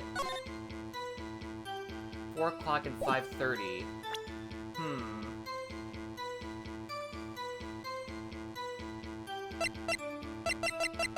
I don't know, what would prove it? Do I just present it until I get something? Oh! Did I get it? I just completely guessed. Do you know what this is? Are you trying to test me? I sell a box like this for a living, you know. That's a knife. The knife. The knife that was in Mr. Edgeworth's trunk. Indeed, it is my knife. There's no prints on it though, right? What's with this case? The bloody murder weapon, a red car, all belonging to the prosecutor there. The defendant is the chief prosecutor for the district, right? Mommy, are prosecutors bad people? The defense has a request. We ask that the witness provide an accurate testimony. What's that, rookie? Your testimony. You stated that Lana Sky planned this murder, and that's why she was wearing those special gloves. Seems like a natural conclusion to me. The gloves do indicate planning. However, why would she not also prepare the most important thing? The murder weapon. Oh. This knife just happened to be in the trunk of that car. Ladies and gentlemen, if you're going to plan a murder, you don't forget the weapon. Warg! Order. Great, now the tide has turned in our favor. Great show, Mr. Wright. My sister's as good as free. Right. I believe the next lunch that you'll be eating is humble pie. What? I hope you weren't deluding yourself into thinking that the tide has turned. Not over such a trifling detail. But this shoots a hole in the whole premeditated theory. Bah. The prosecution could care less if it was premeditated or not. The only one who seems to care is that lunch lady over there. The defendant, Lana Sky, murdered a detective with a knife. That is the only thing the prosecution need prove. Nothing else. Very good, Mr. Prosecutor. I suppose you think you're clever now? But you know as well as I do that she planned on killing him. It was planned. If it wasn't, why would she have been wearing... I believe I'd like to hear your testimony again. Witness, please tell us only what you saw, not what you thought. How dare you? My powers of deduction are not to be underestimated. Really now? Alright, before we keep going though, let me go ahead and do this real quick. If you're watching here live on Kick, make sure you guys hit that bell button. Subscribe if you want to get some exclusive emotes and other stuff. If you're on YouTube, come watch over on Kick at kick.com/bckinggames. You can watch these playthroughs live as they happen. It's always a good time. Give me 1 sec to re-promote the stream just real quick. There we go. Okie doke.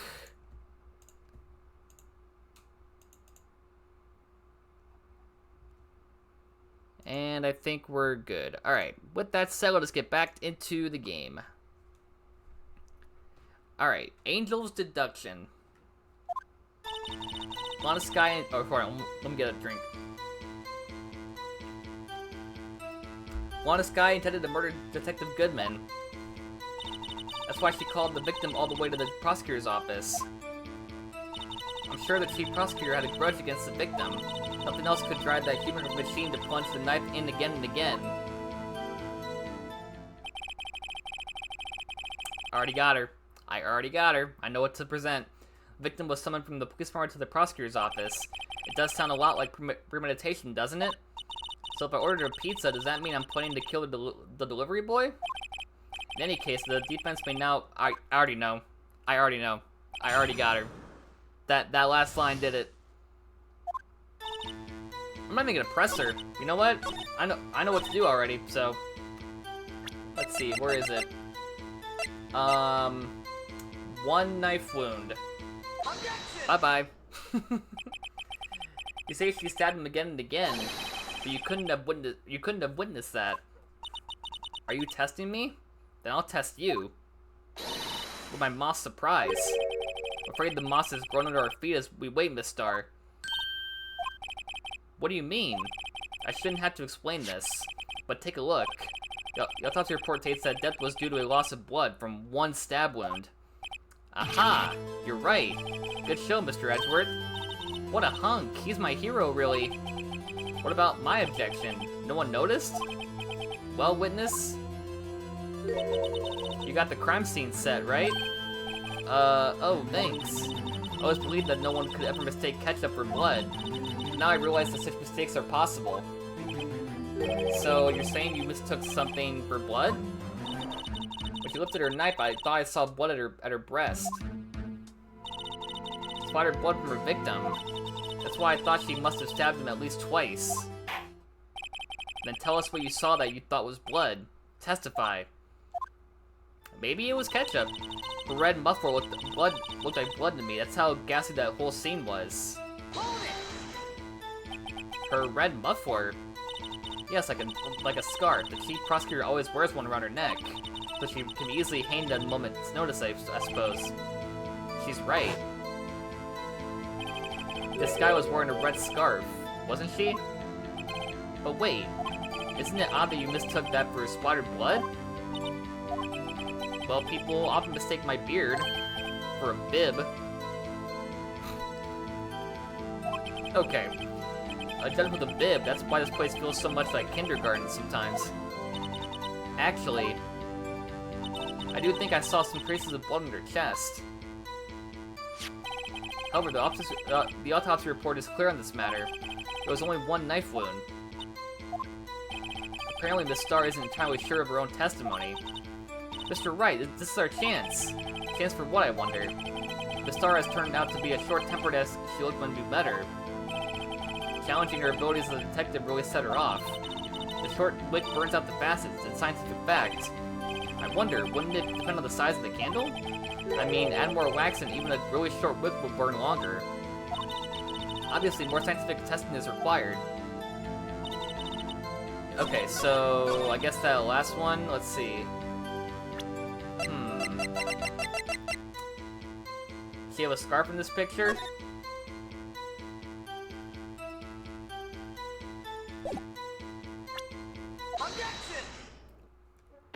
I'm just killing it today. Miss Star, I have an explanation. Oh wait, I didn't read that, sorry. Witness is clearly not suited for detective work. What?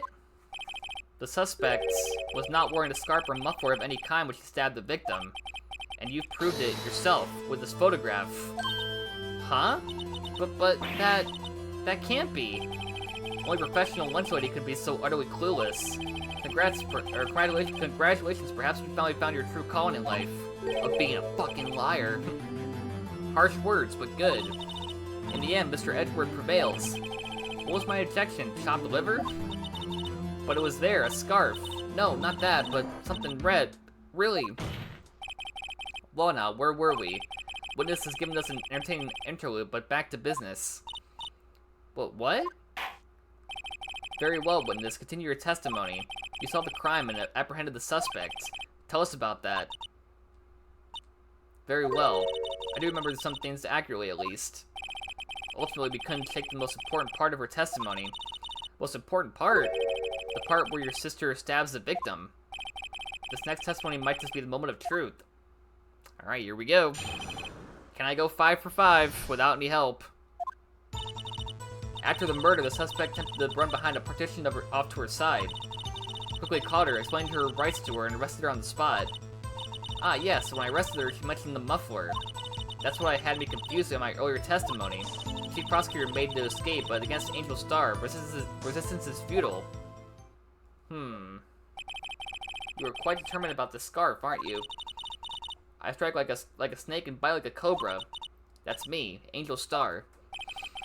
That wasn't a very good metaphor. First of all, a cobra is a kind of snake. Don't bother me with details unless you want to get bitten. No thanks. Note to self, Mr. Wright is weak against poisonous snake bites. The chief prosecutor tried to resist, but her efforts were in vain. She knocked my hands aside, kicked over an oil drum. An oil drum? Hard to imagine. Oh, she's beautiful, but deadly. A predator, this one. A leopard woman. Rawr. Alright, cross-examination. Here we go. I'm not so sure about this one. I didn't find any, like, obvious lies, so we'll have to press her. So where is this partition on the floor plans? I'm sure she means this wall next to the car. That's right. There was a wall there, about 6 feet high. She was obviously trying to hide herself. Quite a natural thing for a criminal to do. And what did you do then? We caught her, explained her rights to her, and arrested her on the spot. I don't know if I believe that, though. Cause, wait a minute, hold on. Cause she parked in B block, right? But this happened in A block, and there's no way around it, looks like, judging based on this map. So how could she have gotten to her?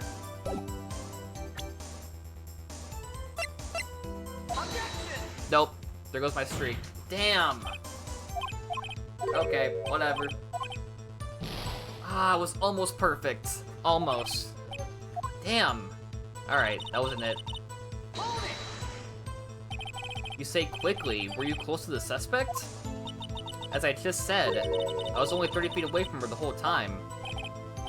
Maybe I should press her for more details. Yeah, let's press her. I thought that was it for sure. I mean, it makes sense. I want to see this. I want to see this. Oh my god. I'd like to see this in the floor plans just to be safe. The Lunchland car was... She was a visitor, thus she was parked in B block. So you witnessed the murder from here? That would make it about 30 feet from the car, yes. Is that correct, Miss Star? Yes, that's right. But there was a chain link fence in front of you. I went over it, of course. Amazing, the Coffin Queen, lunch lady athlete indeed. Nah. Would have taken her a little time to climb over the fence. She couldn't have gotten to my sister that fast. Yeah, that fence was about 9 feet high, too. So how did Miss Sky not get away? Yes, when I arrested her, she mentioned the muffler. She mentioned the muffler? What did she say? I remember exactly, I would have told you in my testimony. Cheeky. Anyway, all I heard her say was the word muffler. Just that one word? So, what you heard wasn't the suspect talking to you, but to someone else? Yes, the chief prosecutor was talking to her on her phone. Her phone? She can't mean... ask further. Hello? By phone, do you mean this cell phone discovered at the crime scene? Yes, ultimately. Ultimately? My memory... It's like a salmon heading upstream, you see. No, the court doesn't see Miss Star. The chief prosecutor first attempted to use the phone hanging on the wall. On the wall? That's right. Near the car. There was an emergency phone on the wall. Apparently it was out of order. And so she used her cell phone? Indeed, the emergency phone was out of order that day. Good witnessing, witness. Good witnessing? Whatever happened to good testifying? You should of course add this to your testimony. The things I do to police as rookie defense attorney. Alright, the word muffler was overheard during a call made to Emma at 5:18. I saw it all, how she tried the phone on the wall but had to use her cell instead. Do you think you could restate your testimony for the court? Aha! I was going to ask the same thing. I'll only say this one time, so listen close, rookies.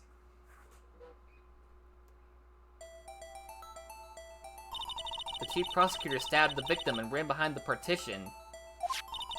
When she picked up the emergency phone on the wall, but it was out of order. So she pulled her own cell phone out of her pocket. And during that time, you climbed over the chain link fence. Then when I bully grabbed her arm, the chief prosecutor hung up her phone. And you saw her doing this? I mean, yeah, Emma did say that she hung up almost immediately, right? When she was talking to us about the phone. What is it, Mr. Wright? Chief prosecutor made to escape, but against Angel Star, resistance is futile. She made to escape. Can you be more specific? She brushed aside my hand and ran. It was a terrible sight to see, like a dollop of lard on a pot. What? On a pate of foie gras? I probably said that so wrong. Huh? She even kicked over an oil drum at me. An oil drum? There was an oil drum lying on the side of the scene of the crime. But it's strange. What's that? If she wanted to escape, why didn't she run the other way? The parking lot entrance. That's right. Doesn't make any sense that she would run from behind the partition to the oil drums. Excellent. More mysteries. Wish we could solve a few before finding more, though. So this guy tried to run. I'm sorry my sister was so suspicious, Mr. Wright. Not as sorry as I am. But she didn't do it. You have to believe me. After the murder... Okay, so wait, hold on. Oh, okay.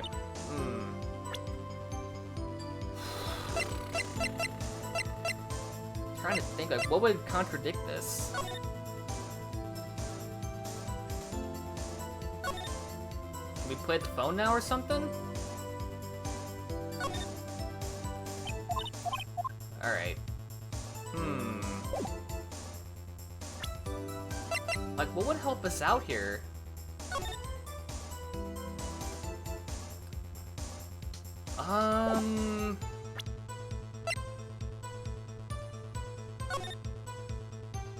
Telephone, security room. Oh, nope, hold on.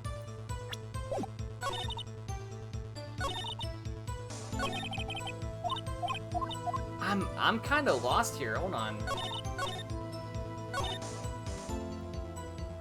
I'd use your cell instead. Okay. I'm guessing it might be this one. During a call made at 5:18.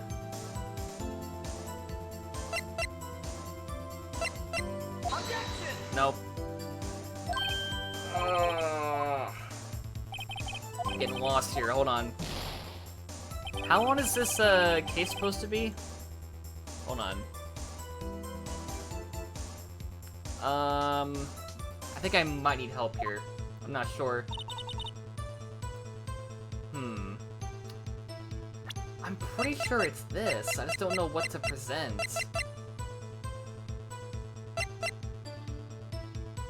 Wait. 5:18. Between 4 o'clock and 5:30. Maybe it's this? Nope. Alright, I'm just gonna look at it. I don't care. I might as well.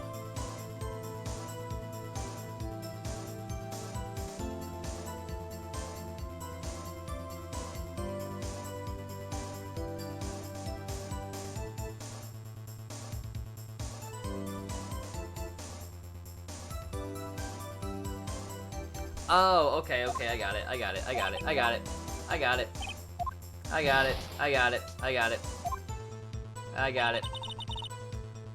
Okay, it says present the floor plans. Right? Yeah, cause she came from the top area, right? Where that car is? So how could she see her use the telephone? It's gotta be a lie, right? Yep. Miss Star, I have to conclude that you have a personal grudge against Miss Lana Sky. Witness is a former detective. Testimony is unmarred by personal bias. Well, who would have thought you would be my knight in shining armor, prosecutor? You who, together with the chief prosecutor, kicked me out 2 years ago. Well, Miss Star, this is a fatal contradiction with your testimony. How do you explain this? I don't know what you're talking about. Mess with me, and I'll make you cough it all up. Ahem, let's look at the floor plans. You said you witnessed the crime from this point.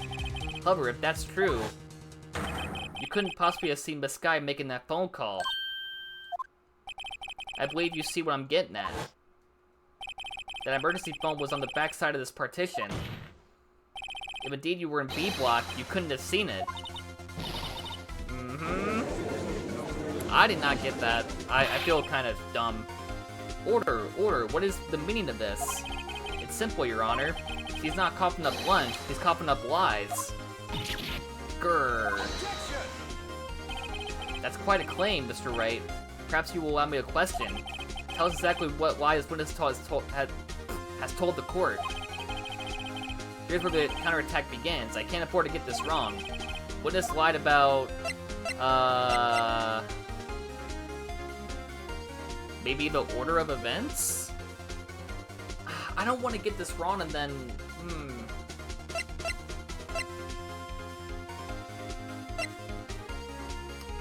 I'll just say order of events. What about the order of events?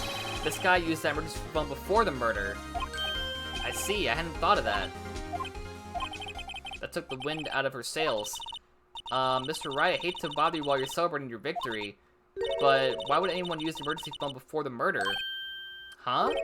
Just when you think he can't sink any lower, he amazes us. I applaud you, Mr. Wright. You ordered the orange peel lunchbox, right? Yep. Okay, we gotta get help now. I'm sorry, we can't afford to get this wrong. One more try. I see it in your eyes. You haven't learned your lesson, have you? Tell us exactly what the... Okay. So, lied about, let's see, hold on. Okay, where she saw it, okay. This guy tried to use the emergency phone, but it was out of order. What is significant about this fact? Nothing, therefore it would be pointless for Miss Star to lie about it. Pointless to lie, I see. But say the witness did actually see this guy using the emergency phone. It would mean... Miss Star witnessed the crime from a different location. Different location? Now that's a pointless lie if I ever heard one. Before you call my lie pointless, at least let me tell it. Let me ask a question. You are a clever wordsmith, Mr. Wright. Just where was the witness when she saw the crime? All the testimony we've heard until now points in one direction. The place from where Miss Star witnessed this crime was... here. Maybe the security room? If I get this wrong, I'm done for.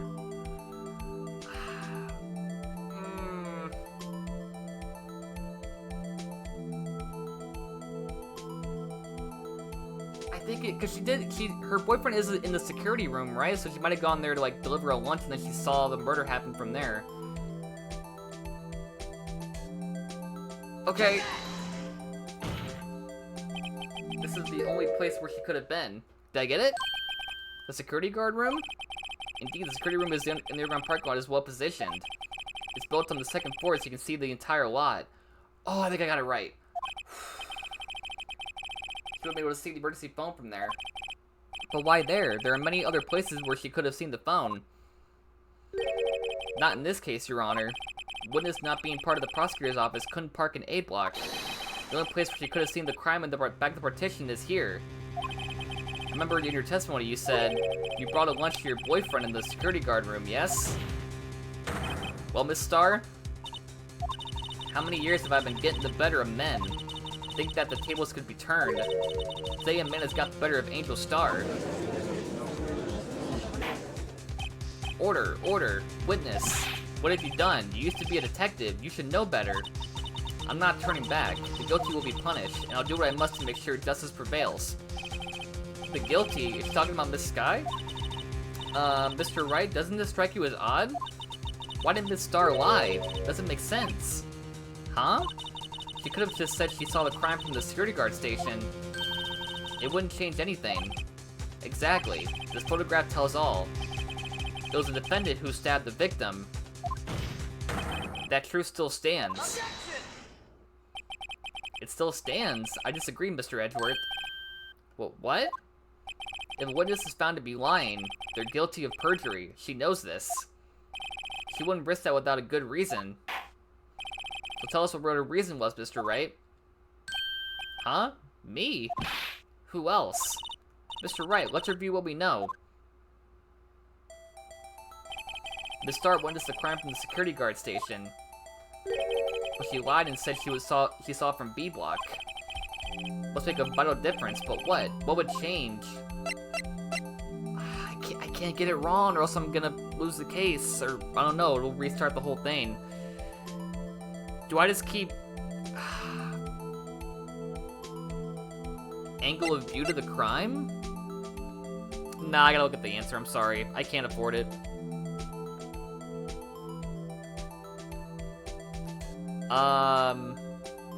Distance of the crime, okay. I mean, that makes sense, because, yeah.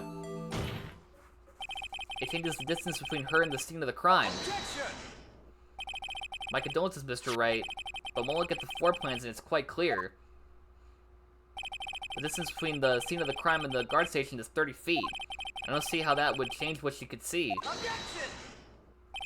What she saw is not in question here. What matters is the time it would take her to reach the scene of the crime. Miss Star, you witnessed the crime from the security guard station. Now how long did it take you to go from there to the scene of the crime where you arrested Miss Sky? Well, witness? You. Yes? You ordered the squid wheels, right? The quality of my lunches has gone low to inedible. I was bringing a PB&J lunch with fresh boysenberry jam to my boyfriend. What the hell was boysenberry jam? Boysenberry for the boyfriend. Oh, okay. Boysenberry, boyfriend, I get it. It wasn't the station, so I waited. I witnessed the crime from the glass-walled station. And before I knew what I was doing, I found myself running towards the scene. But the door was locked. I couldn't open it. So how'd you get in then? Okay, yeah, no, she's lying. She's totally lying. That's a long time to get to the scene of the crime. That's why I had to go through the visitors parking in B block. That's quite a detour. Yeah, no, she's full of shit. It took me at least 5 minutes to get to the scene of the crime. 5 minutes? This changes things considerably. But it was that woman over there in the dentist chair who stabbed him. I know it. I have photographic evidence. I swear it. I swear it on my finest plastic spork. You have a point, and the spork is a wonderful invention. Would you like another caviar lunch? Absolutely. Uh-oh. Mr. Wright, you have to do something. Do I have any evidence to stop this? Raise an objection?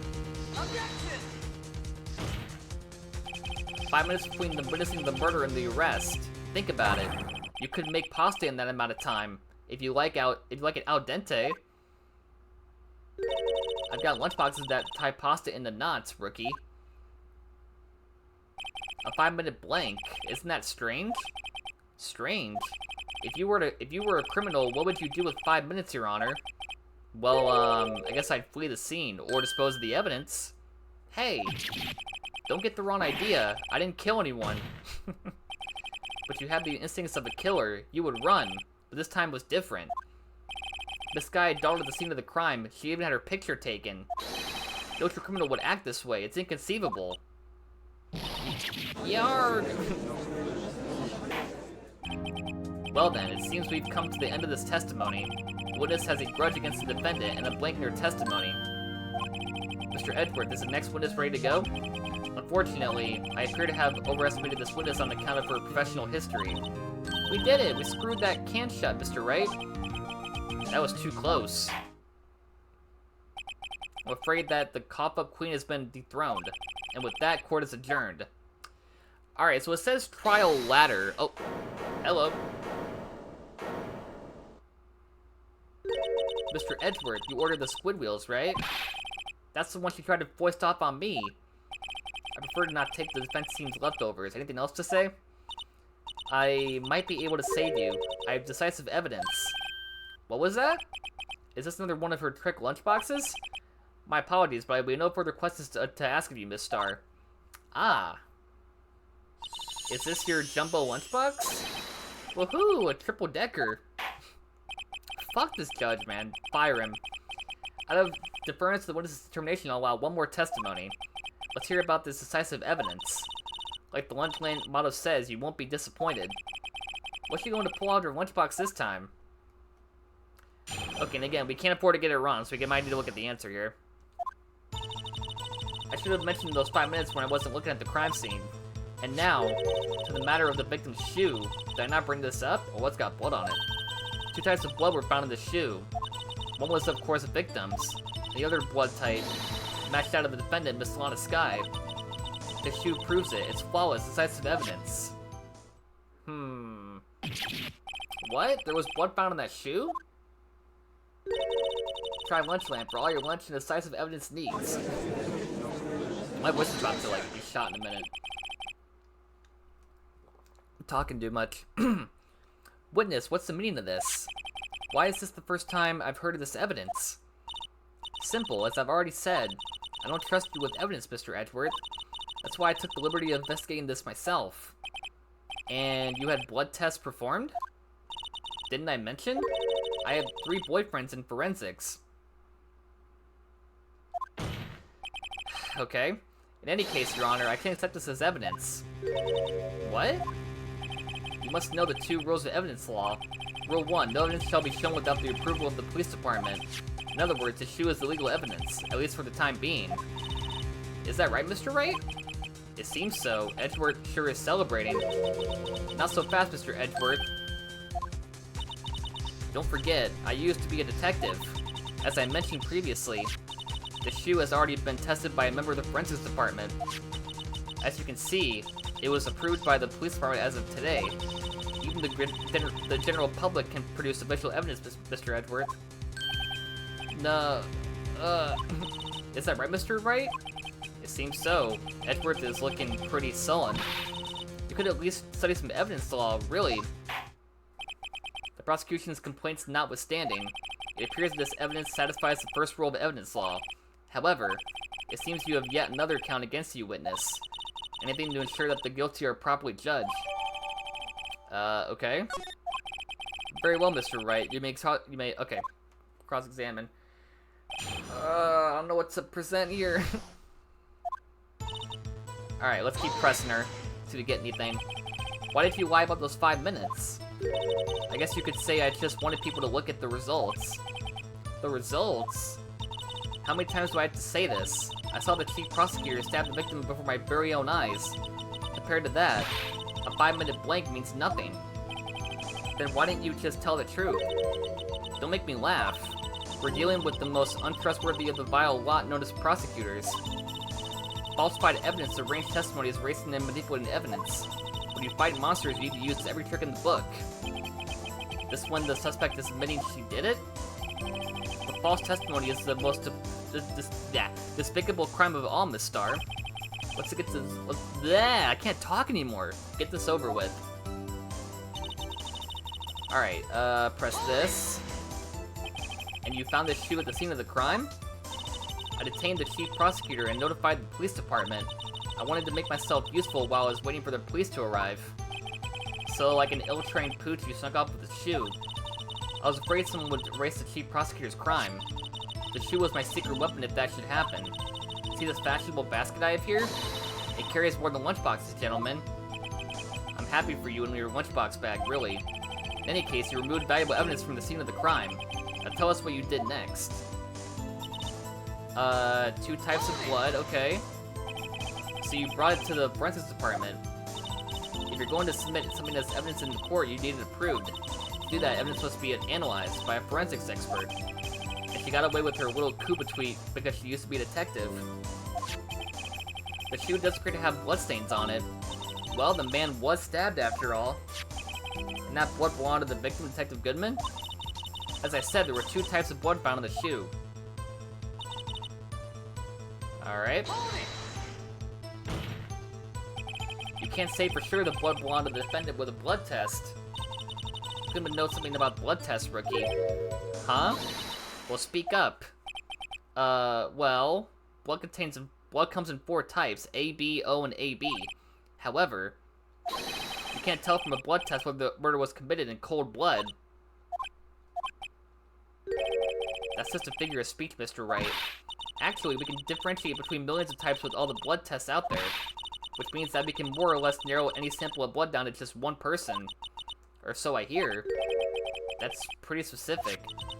If I had a little more time, I would have gotten DNA test results. They said there's very little doubt it could be anyone from this Lana Skies. So the suspect's blood was found on the victim's shoe. That ties her directly to the death of Detective Goodman. I was afraid he was going to say that. Okay. I can't let this evidence go through without a fight. You ordered the peppered fish guts, right? Ugh. Some like it hot, Mr. Wright. Some like your client. He's in enough hot water to make a whole vat of soup. Mr. Wright, don't you have a problem with the shoe? A problem? This is critical. Is there a problem with the victim's shoe? Do I say there's a problem? Yeah, I'm gonna say it's a problem. I mean, it gives you the option there probably is a problem, right? If I'm not imagining things, I'd say there's one critical problem with this evidence. A clear contradiction. That gleam in your eyes. You're still a young rookie. I'd give you a peppered fish gut now, but you couldn't take the heat, could you? Let's hear what Mr. Wright has to say. What is contradictory about the victim's shoe? Show us the problem with this evidence. Ooh, okay. There's blood here. Do I present this? Yeah, okay. Here we go. I wonder if you noticed. There's blood on the bottom of the shoe. Don't mess with me, rookie, or it'll be your blood on the bottom of my shoe. Indeed, there is quite a bit of blood on the bottom of the shoe. It makes sense. Victim was stabbed with a knife. What could possibly be contradictory about blood on the bottom of the shoe? I can't afford to get it wrong. Due to loss of blood? No. From chest wound. I gotta look it up. I can't get it wrong. Present the crime photo. Oh, yeah, there's no footprints. Because, yeah, there'd be, like, little bloody footprints, right? At the crime scene? Take that! Yeah! The problem lies in the footprint. I got that. I didn't look it up, by the way. I just saw present the crime photo. I didn't see, like, why it presented, so I got that right up by myself. Haha. The footprint? Note that the bottom of the victim's shoe is covered in blood. Then, isn't it strange? Why aren't there any bloody footprints found by the scene of the crime? Aha! As you can see, there were no traces of any such footprints at the scene of the crime. That contradicts your claim about the shoe. This picture only shows part of the floor, so there could have been bloody footprints. Then where are they, Mr. Edgeworth? Because we checked the scene and found nothing of the sort. Order, order, order. Well, witness? What, huh? Great going, Mr. Wright, but it's true that the lack of a footprint is a contradiction, but then we have to ask why there wasn't a footprint. Oh, that's true. There has to be a reason why there wasn't a footprint. Think, Mr. Wright, think. I don't know why it's not there. I'm just good at finding contradictions. What?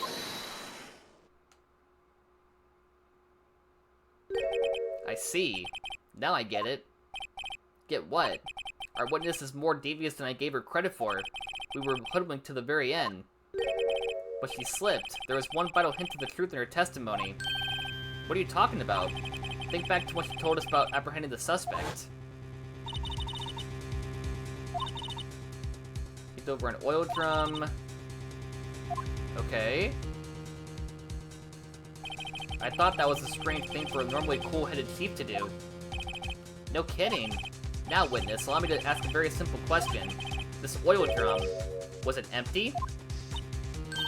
Oh, that. I'm not sure I like your attitude, Mr. Edgeworth. Though apparently you're not the slowest conveyor belt in the lunchbox factory. Witness, well, was the oil drum empty? The oil drum kicked over by the chief prosecutor was brimming with water. Water? What does that mean? So don't get it, Mr. Wright? Do you want to know the reason she knocked it over?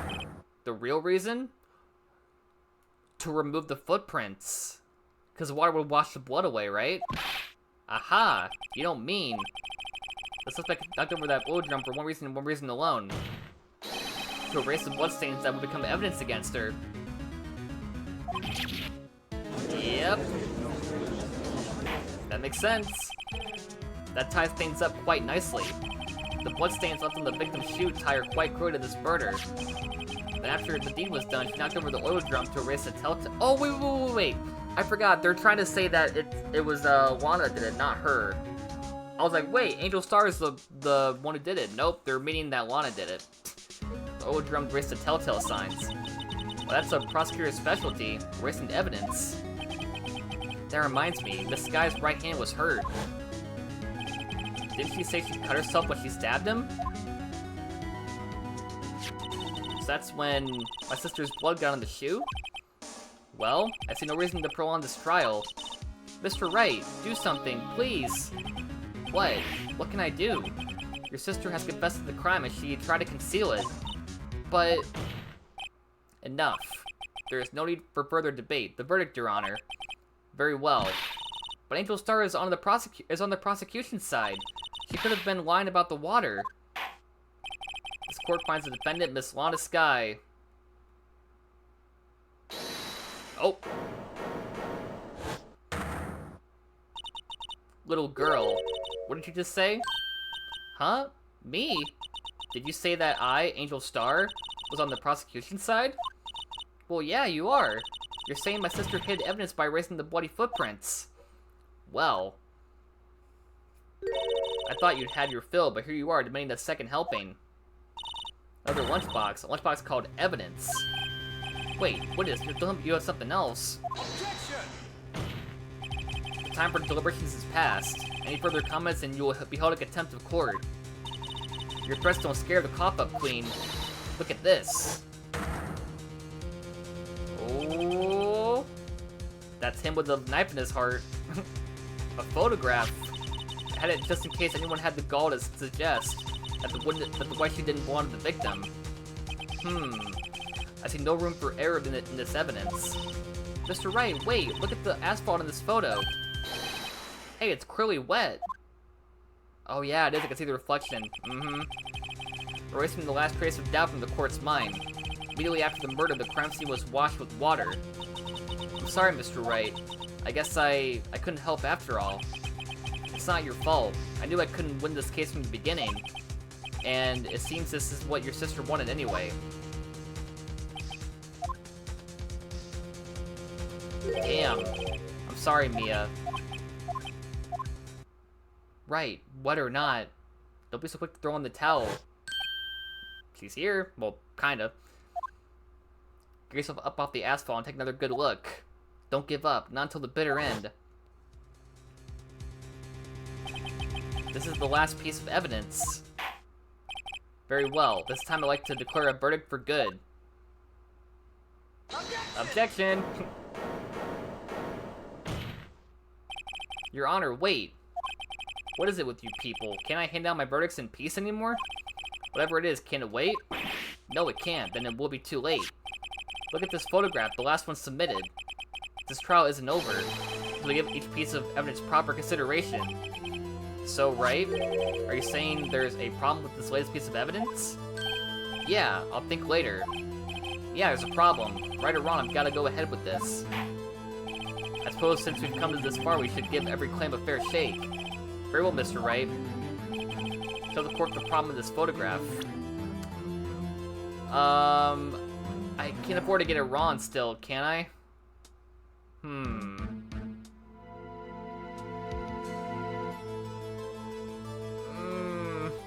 Do I look at it? Well, wait a minute. Oh, I think I might know what it is, actually. Wait a minute. The shoe is on its side, right? And the blood's on that side. Wouldn't that erase the blood off the shoe? If it was in the water?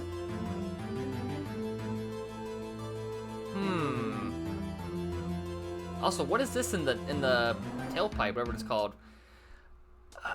I don't know if I can afford to get it wrong. I might as well look at it.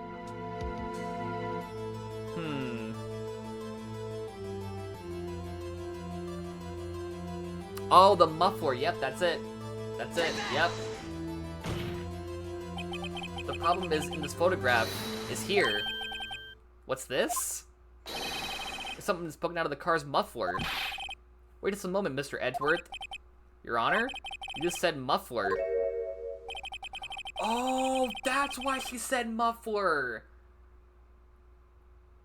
She put something there. Oh, it all makes sense now. I'm guessing that she was framed and then she put some sort of like evidence or something in the muffler to clear herself or something. I don't know. I see no trace of a muffler or a scarf or any kind of this photograph. A muffler is also part of on a car or motorcycle, Your Honor. Just think of it as part of the exhaust system, a pipe. I see, and I see. What's that suspicious looking claw sticking out of the car's muffler? So what if there is something sticking out of the muffler? What does that have to do with this case? Everything? Nothing, absolutely nothing. Sorry, Miss Starr, but it's not going to be that easy. In fact, you've already told us why this is important to the case. You said as much as in your testimony. What? Let's hear what Mr. Wright has on his mind. Tell us why you think this piece of cloth in the muffler is related to this case. The word muffler, right? Cell phone? Right? Right? Yeah, okay. On a cell phone. Miss Starr, recall your testimony for the court. Ah yes, when I arrested her, she mentioned the muffler. Yep. Muffler. Arg, yarg. Could it be that the muffler you heard mentioned was actually this exhaust pipe? If so, that means this piece of cloth is vital evidence. Oh, whoo, arg.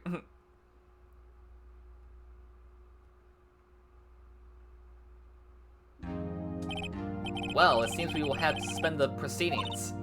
Suspend? I find myself wondering about that piece of cloth. Leave any question unanswered here would do a disservice to the law. Have the car at the crime scene inspected at once, and bring me that cloth. The verdict will wait until after we've seen all the evidence. Agreed?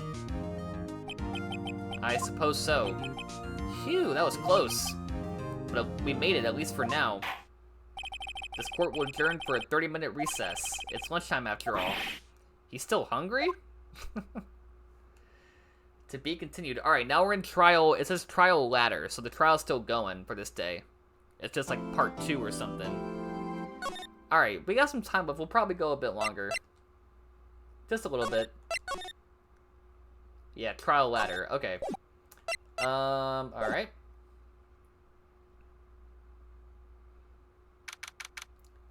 Okay. Mr. Wright? Huh? What? Are trials always like this with you? Like you're swimming up from the bottom of a lake about to reach the surface, but no matter how hard you paddle, you never seem to get there? Pretty much. Today we're swimming in quicksand. So what happened with your sister anyway? Apparently she got called off to the judge's chambers. Probably something to do with that piece of cloth. So this is where we turn this trial around, right? Our only weapon, a tiny, insignificant piece of cloth. I'm the one who's starting to feel tiny and insignificant, to tell the truth. Hola, partner. Oh god. They say you show a red cloth to a bull, it'll fire up his temper. That's what they told me when I was a youngin', at least. Officer Marshall. I thought I'd come and take a look and see how the trial's going. Looks like I'm late. They got the home ranch locked down tighter than a fort in enemy territory. That hard to slip out, huh? What is going on over there anyway? All the police I've seen these last 2 days have been really on edge. Don't you got enough on your plate without worrying about other people, compadre? You could worry about the chief prosecutor's taste in mufflers, for example. Officer Marshall? The whole muffler thing didn't have anything to do with scarves. He wasn't even wearing a scarf. You don't say. That just beat all. I've seen the red breeze blow her slender neck many a time. I saw it that day, too. She was wearing a red muffler. What? At the award ceremony that afternoon. Edward's seen it too, I'd reckon. What does that mean? In the photograph taken at this crime scene, she wasn't wearing a scarf. So, Miss Star wasn't mistaken. Well, it's about time. Remember, partner, sometimes you gotta grab the bull by the horns. Sometimes you just gotta let that bull go where it will. Time will tell. I have a bad feeling about this. So, what are we swimming in now, Mr. Wright? If it's steak sauce, I can look you up with some fine ribs. Oh, wee. Alright, I don't know if we can get this done before I have to wrap up today. Let me see how long this is. Oh, okay. It's, okay.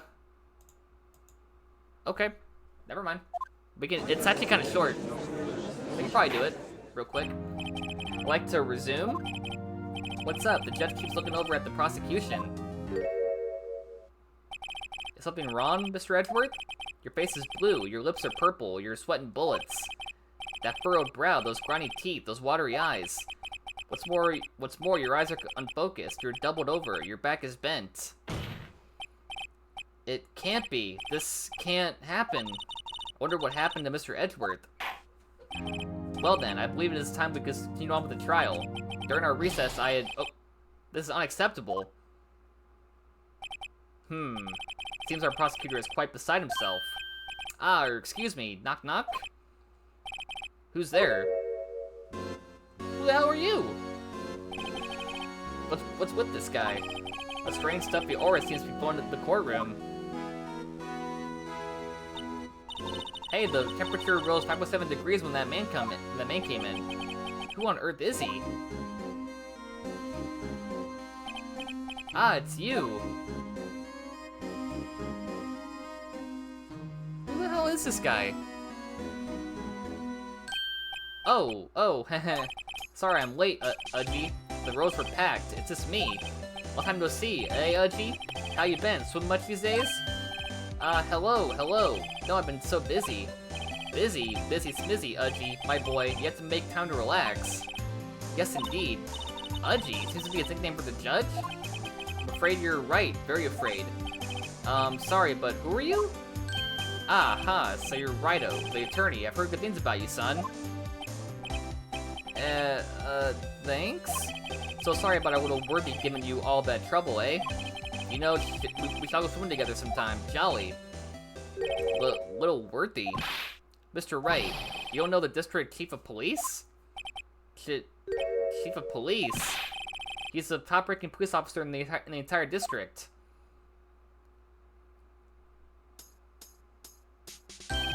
Name's Gann. Damon Gann. Pleased to meet you, everyone. So, to what do we owe this honor today? It's been over 2 years since you last came to this courtroom, hasn't it?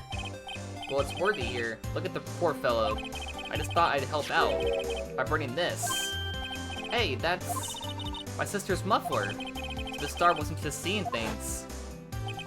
When the crime occurred, Miss Sky really was wearing that muffler. But to think that it was stuffed into that exhaust pipe.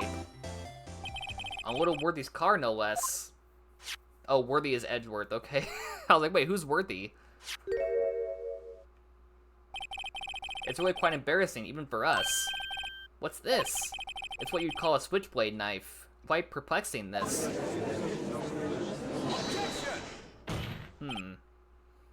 Chief, what kind of outfit are you running?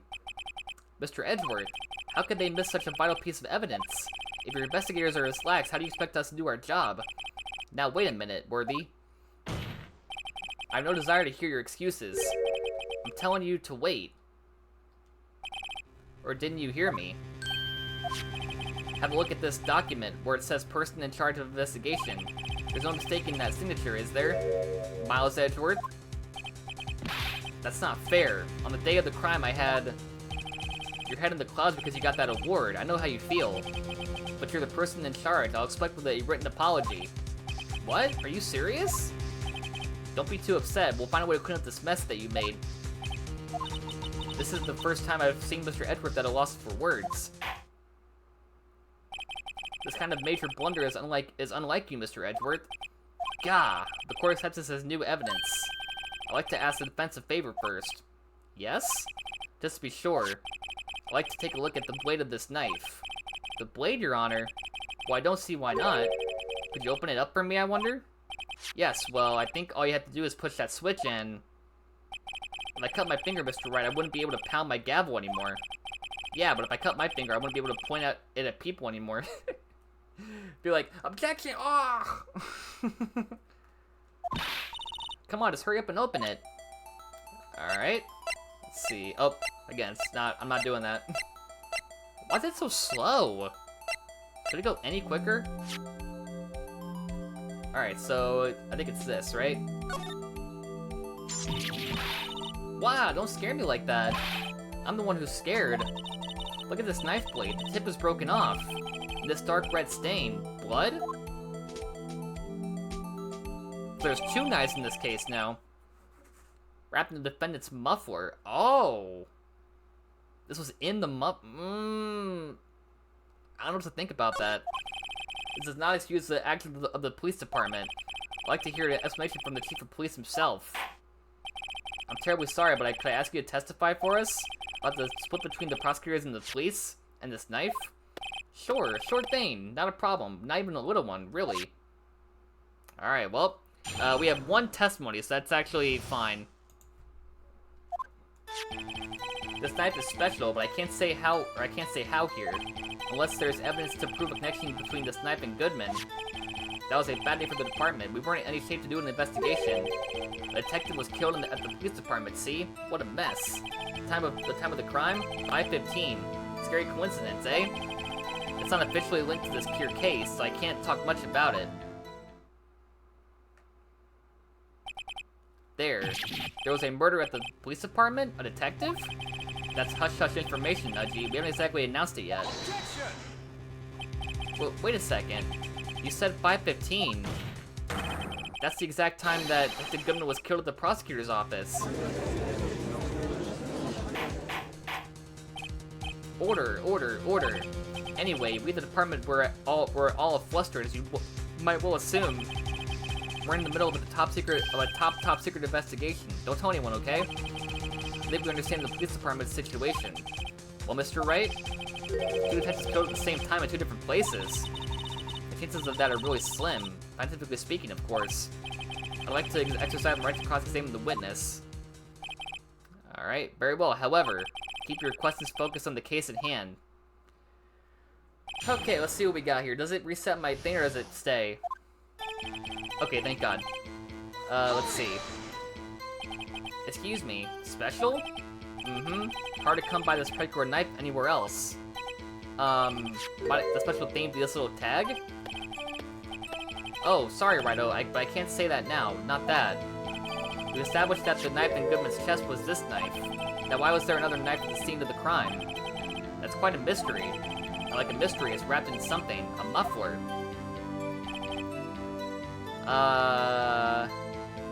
Oh, wait, is there evidence? Victim's memo, 67S, maybe? Oh, I got it! Wait a second.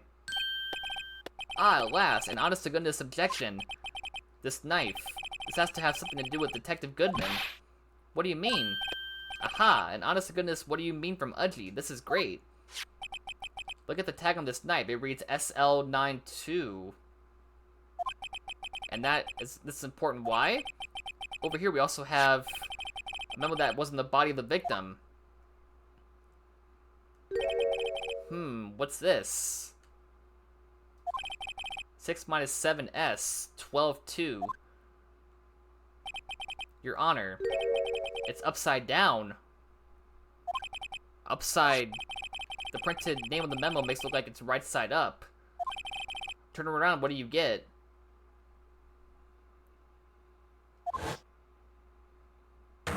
Oh, SL9. Aha. Whoever wrote this note was holding the paper upside down.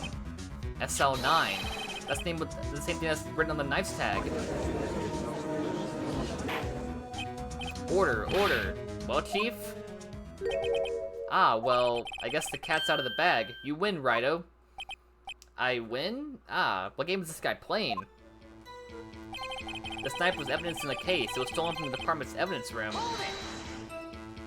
So this knife was stolen? Yes, on the day of the murder. It was evidence, you say. Was it in fact a murder weapon? Nice, nice, nice. Good show, Little Worthy. It was a murder weapon as it happens. It was evidence from a case long since solved. So this knife was stolen on the day of the murder.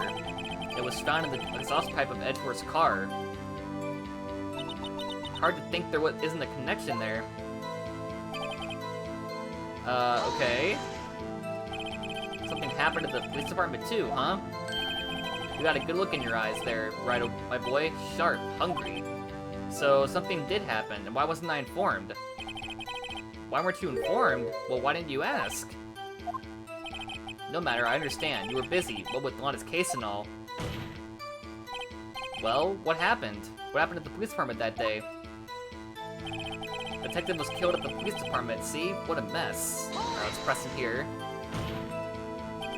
On the same day the detective was killed in the prosecutor's parking lot, another detective was killed at the police department. Was killed at the police department? That's a fact. Surprising, isn't it, Udgy? I'm at a loss for words. And the perpetrator, do you have a suspect? Well, there was a suspect. Just arrested him, in fact. Just arrested? That was quick. But there's still a lot of unanswered questions. Maybe you could help, Righto. I suppose I could help if you help me by giving me data on your case. Ooh, good one. This kid's sharp. Okay, here's the deal. I'll tell you one thing and one thing only.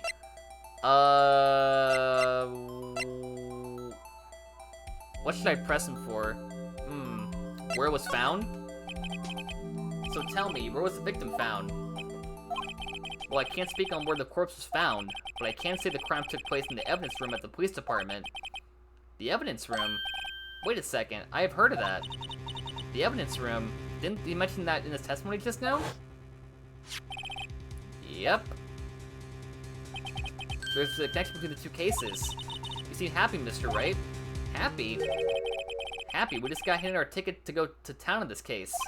With the link between the two cases established, we finally have some leverage. Now we can get Gant to testify about the details. Okay. Chief, the defense's position is simply this. The connection between these two cases has already been proven. Heh, you don't say. Well, out with it, Righto. What's your connection? Out with it, Mr. Wright. The connection is a place mentioned in the testimony we just heard. The knife found in the lot was stolen from the police department's evidence room. Not to mention the victim had on him the case number on the knife's evidence tag. We also know that the detective murdered at the police department was killed in that very same evidence room. Sorry for the dogs, by the way, they're going crazy. Indeed, there do seem to be too many connections for it to be a coincidence.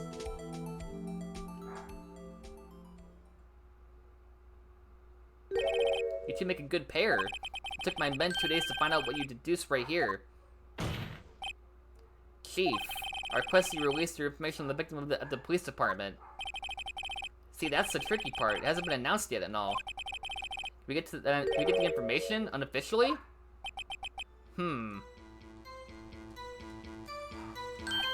Sure, why not? It's unofficial after all. What, really? Who would have guessed? I'll cooperate, but I can't reveal the name of the victim in the department, okay? Why not? If you're going to tell us a little, why not tell us everything? Ah, well, case information is sticky stuff. You have to do everything properly. Oh well, I guess I might as well try to get what I can out of him.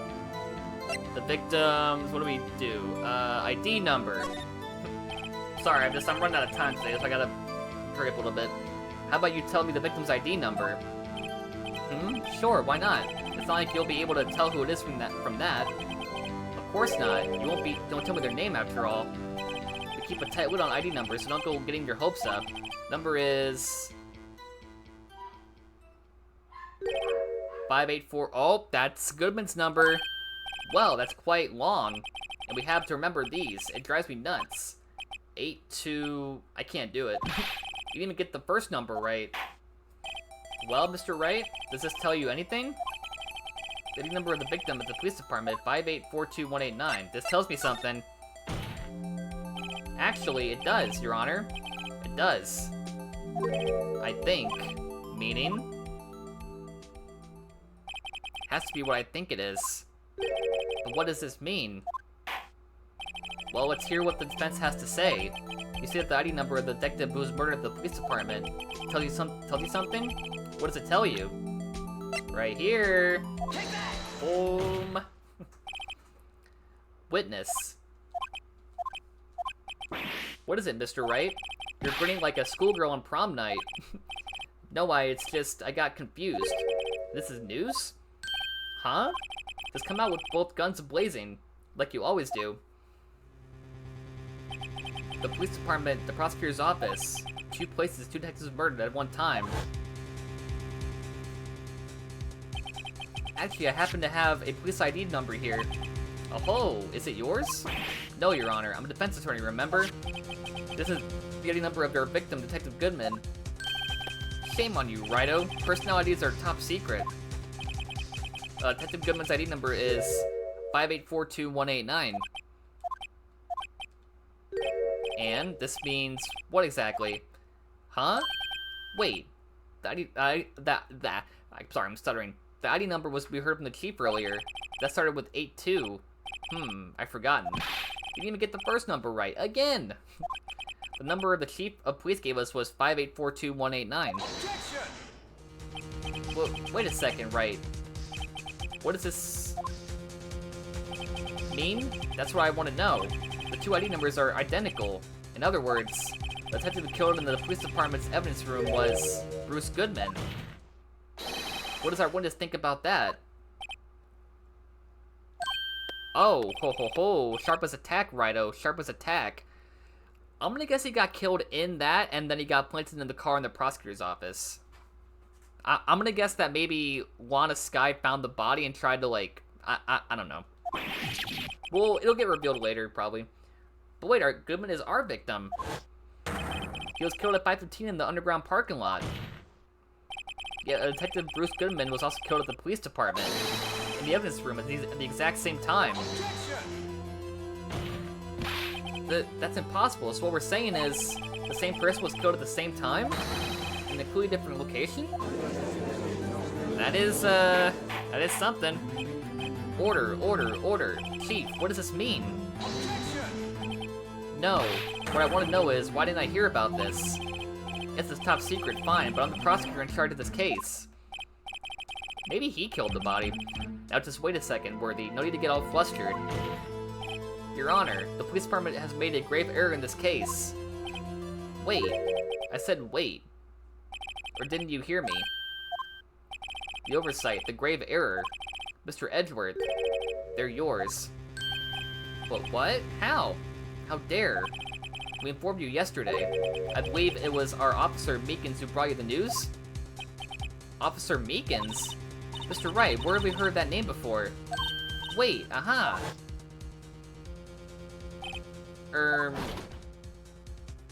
Oh, right, he was gonna... Wait, did he even present what he was gonna present? Your report, okay. You don't mean him. According to Meekins, you didn't accept the report. Hard to believe. But your officer, he told me. He said that report had nothing to do with the Lana Skye incident. Bruce Goodman murdered in the police department evidence room. Mr. Edward, the victim's name is written right on the top of the report. Gah! Why didn't your officer tell me? Honestly, I'm not sure if that officer was capable of making the connection. He did seem challenged. In any case, it's a serious error, a gross negligence of duty on your part, Worthy. But sir, you could have submitted that report this morning to the court as evidence. Then So Edgeworth kind of screwed up then, right? That's what we're finding out. Why does he pause for so long? No such luck this time, Worthy, or should I say unworthy? What? Now, what was the second rule of evidence law, Well, Mr. Wright? Huh? Oh, well, it's, Rule 2. Unregistered evidence presented must be relevant to the case on trial. And how is this rule relevant?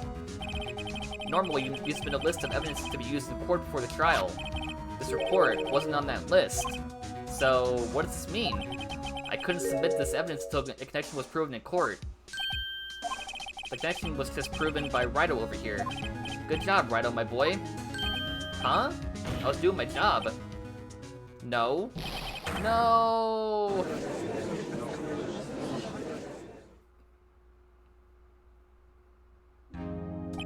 It seems we have come to the end of this trial.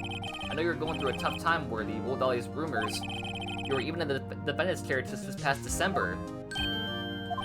I apologize for this terrible lack of due diligence on my part.